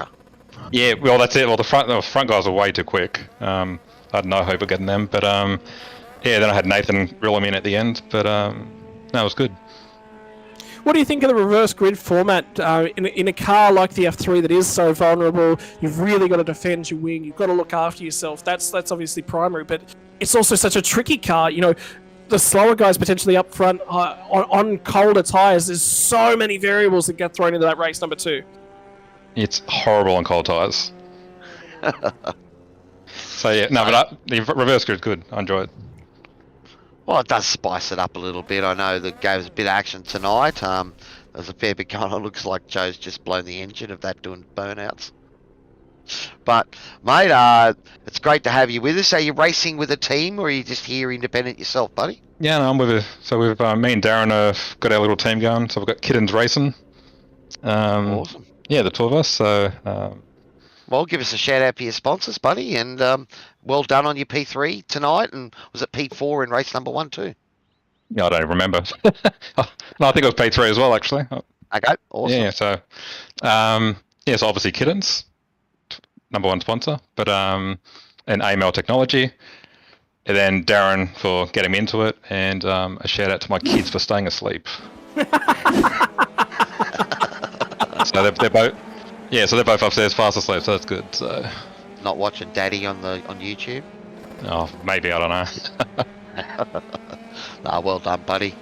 And thanks very much for joining us, and a great showing, a podium in your first race for SRW round 1. Thank you. Look forward to next week. All right, Awesome, mate. Have fun. Thanks for joining us. Thanks. All right. Do you reckon we interview them individually? I think we get them both in here because I think they're both Yeah. looking forward to it. All Drag right. them both in. So we're going to grab both Matty Jones and Joe Daly together. Boys, how about that with a second safety car? Joe, I know that you were thinking, I've got to get through here. I've got to put the afterburners on. I've got to set sail into the distance. But Matty still ran you down, and it was a battle for the ages to the flag. Yeah, it was. That was so much fun. Honestly, like me and Matty are pseudo teammates, but yeah, that was awesome racing. And he pushed me for the last 5 or 6 laps, and I was just clinging on for dear life, essentially, but making sure I left enough racing room and put on a bit of a show. So it was good fun. Well, How about Matty, you? how was it? Sorry, I was Go going to say, ahead. Matty, how was it chasing him down there right at the end, buddy? Because he was making that F3 pretty wide.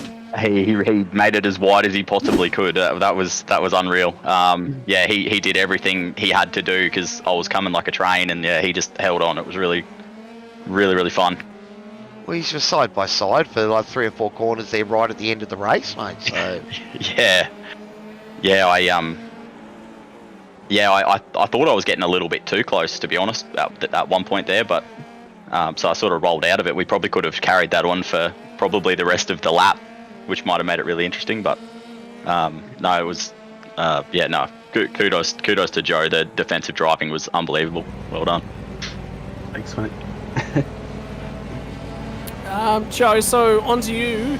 You've got Matty coming in the rearview mirror. You're obviously teammates. You know, golden rule is don't taunt the teammate. What's the go with defending things? You obviously held the inside. You painted the white line down the backstretch all the way into the hairpin, and then he shoves the nose coming off of the hairpin into the next corner. Yeah, no, it was kind of, I had a lot of faith that around that double left-hander I could hold it around the outside. If he managed to squeeze the nose up there, I was pretty comfortable. I made a couple of passes around the outside on those two corners earlier in the race, so I was pretty confident that I could hold it there if he didn't understeer into me. But you know, we both respected one another's space, so yeah, there was I don't think either of us were too worried about making contact, and if we had it, well, that's life. There was no malice in it at all. So most importantly, I was going to say, you boys were sent at Sim Sports. You had it all to yourselves last season, and there was a bit of fighting and a bit of scrapping having to go on tonight, buddy. Yeah, we had to fight. I just couldn't get the car to come alive on full fuel with cold tyres. So once we got into race pace, I was a bit more competitive. But I found the understeer for the first half of the stint pretty hard to deal with. It didn't suit my style at all. So once the car sort of come to me, I had a lot more confidence and could push where I needed to. I mean, that's the difference, isn't it, Matty? A little bit of an uncharacteristic mistake probably from you in the early stages of that race, but you've got to respect the competition around you, and I believe that you did so by holding it down. It's so tough when you're a race car driver. You park there on the inside of the track. You just want to go, I want to go back to racing. I've got to get this thing fired around, but you can't do that in front of the rest of the field. It's about respect, and I think that was really well done. Yeah, I was just a little bit overeager to make my way through the field to try and clear some of those guys, and I just got on the loud pedal a bit too early. Well, before the tyres had come to life, and I paid for it. So, it's a thing to do. If you lose it, do your best to keep it out of the wall, but make sure when you rejoin and try and do it as safely as you possibly can. It's the worst thing when someone just throws it back into the track and ruins someone else's night. So I don't want to be that guy. Well, Joseph, you've walked away with the W tonight, so you better let us know about the sponsors there for Senate Sim Sports and who's tooting your horns there, buddy. Yeah, no, it was a bit of a lucky W, I think. I gave up a good P2 in the first race, so happy to get the win in the second one. But big thanks to all the Senate Sim Sports boys. Matty for some great racing, Hobbs Trenching and Boring, Precision Performance Shop, ProServe Finance, Sydney Computers, AJ Insurance Services, Transform Media, Pixel Blocks, CD Cinematography, and 27 Designs.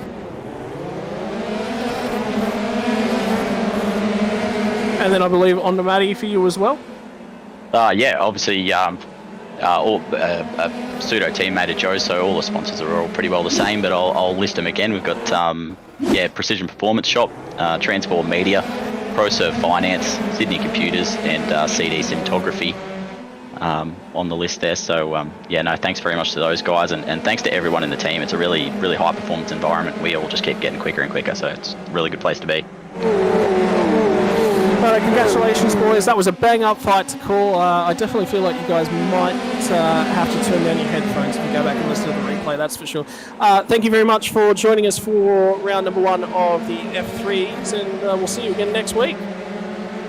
All right, thanks very much. Cheers, boys. Well, Cowie, it's been an interesting round number 1 for both of our series tonight. Yeah, crazy is probably the right word for it. I don't think interesting covers it. Well, look, I think the formats tonight with 2 different series running, the sprint race for the F3s really got to showcase quite a bit of action. We got to see great moves. We got to see a bit of carnage. We got to see door-to-door banging racing, mate. So in both of them, it was awesome. Ladies and gentlemen, I've been Scotty Radovan Rankin. This has been your first of the SRW Super Shows, your warm-it-up Wednesday nights with the TCRs and the Formula 3s. Next, tomorrow night, we've got the SR10 Radicals and the Porsche Cup coming to you live from the same E-place with the same E-pace. SR10s, buddy. SR8s and SR10s together. You can't just say one, can you, in this business? You've got to say both of them. You're going to get in trouble. That's it, buddy. But no, it's been awesome. My first call with you, Scotty, tonight. So that was really good, man. I love your enthusiasm, and I can't get my voice anywhere near those thresholds, buddy. So well done. Too much energy for my own damn good is what I've been told so many times. So don't worry, boys. If you've had fun tonight, you'll have fun throughout the rest of the week. We'll see you next time from the SRW TV. Have fun, boys, and we'll see you again tomorrow. Catch you, gents.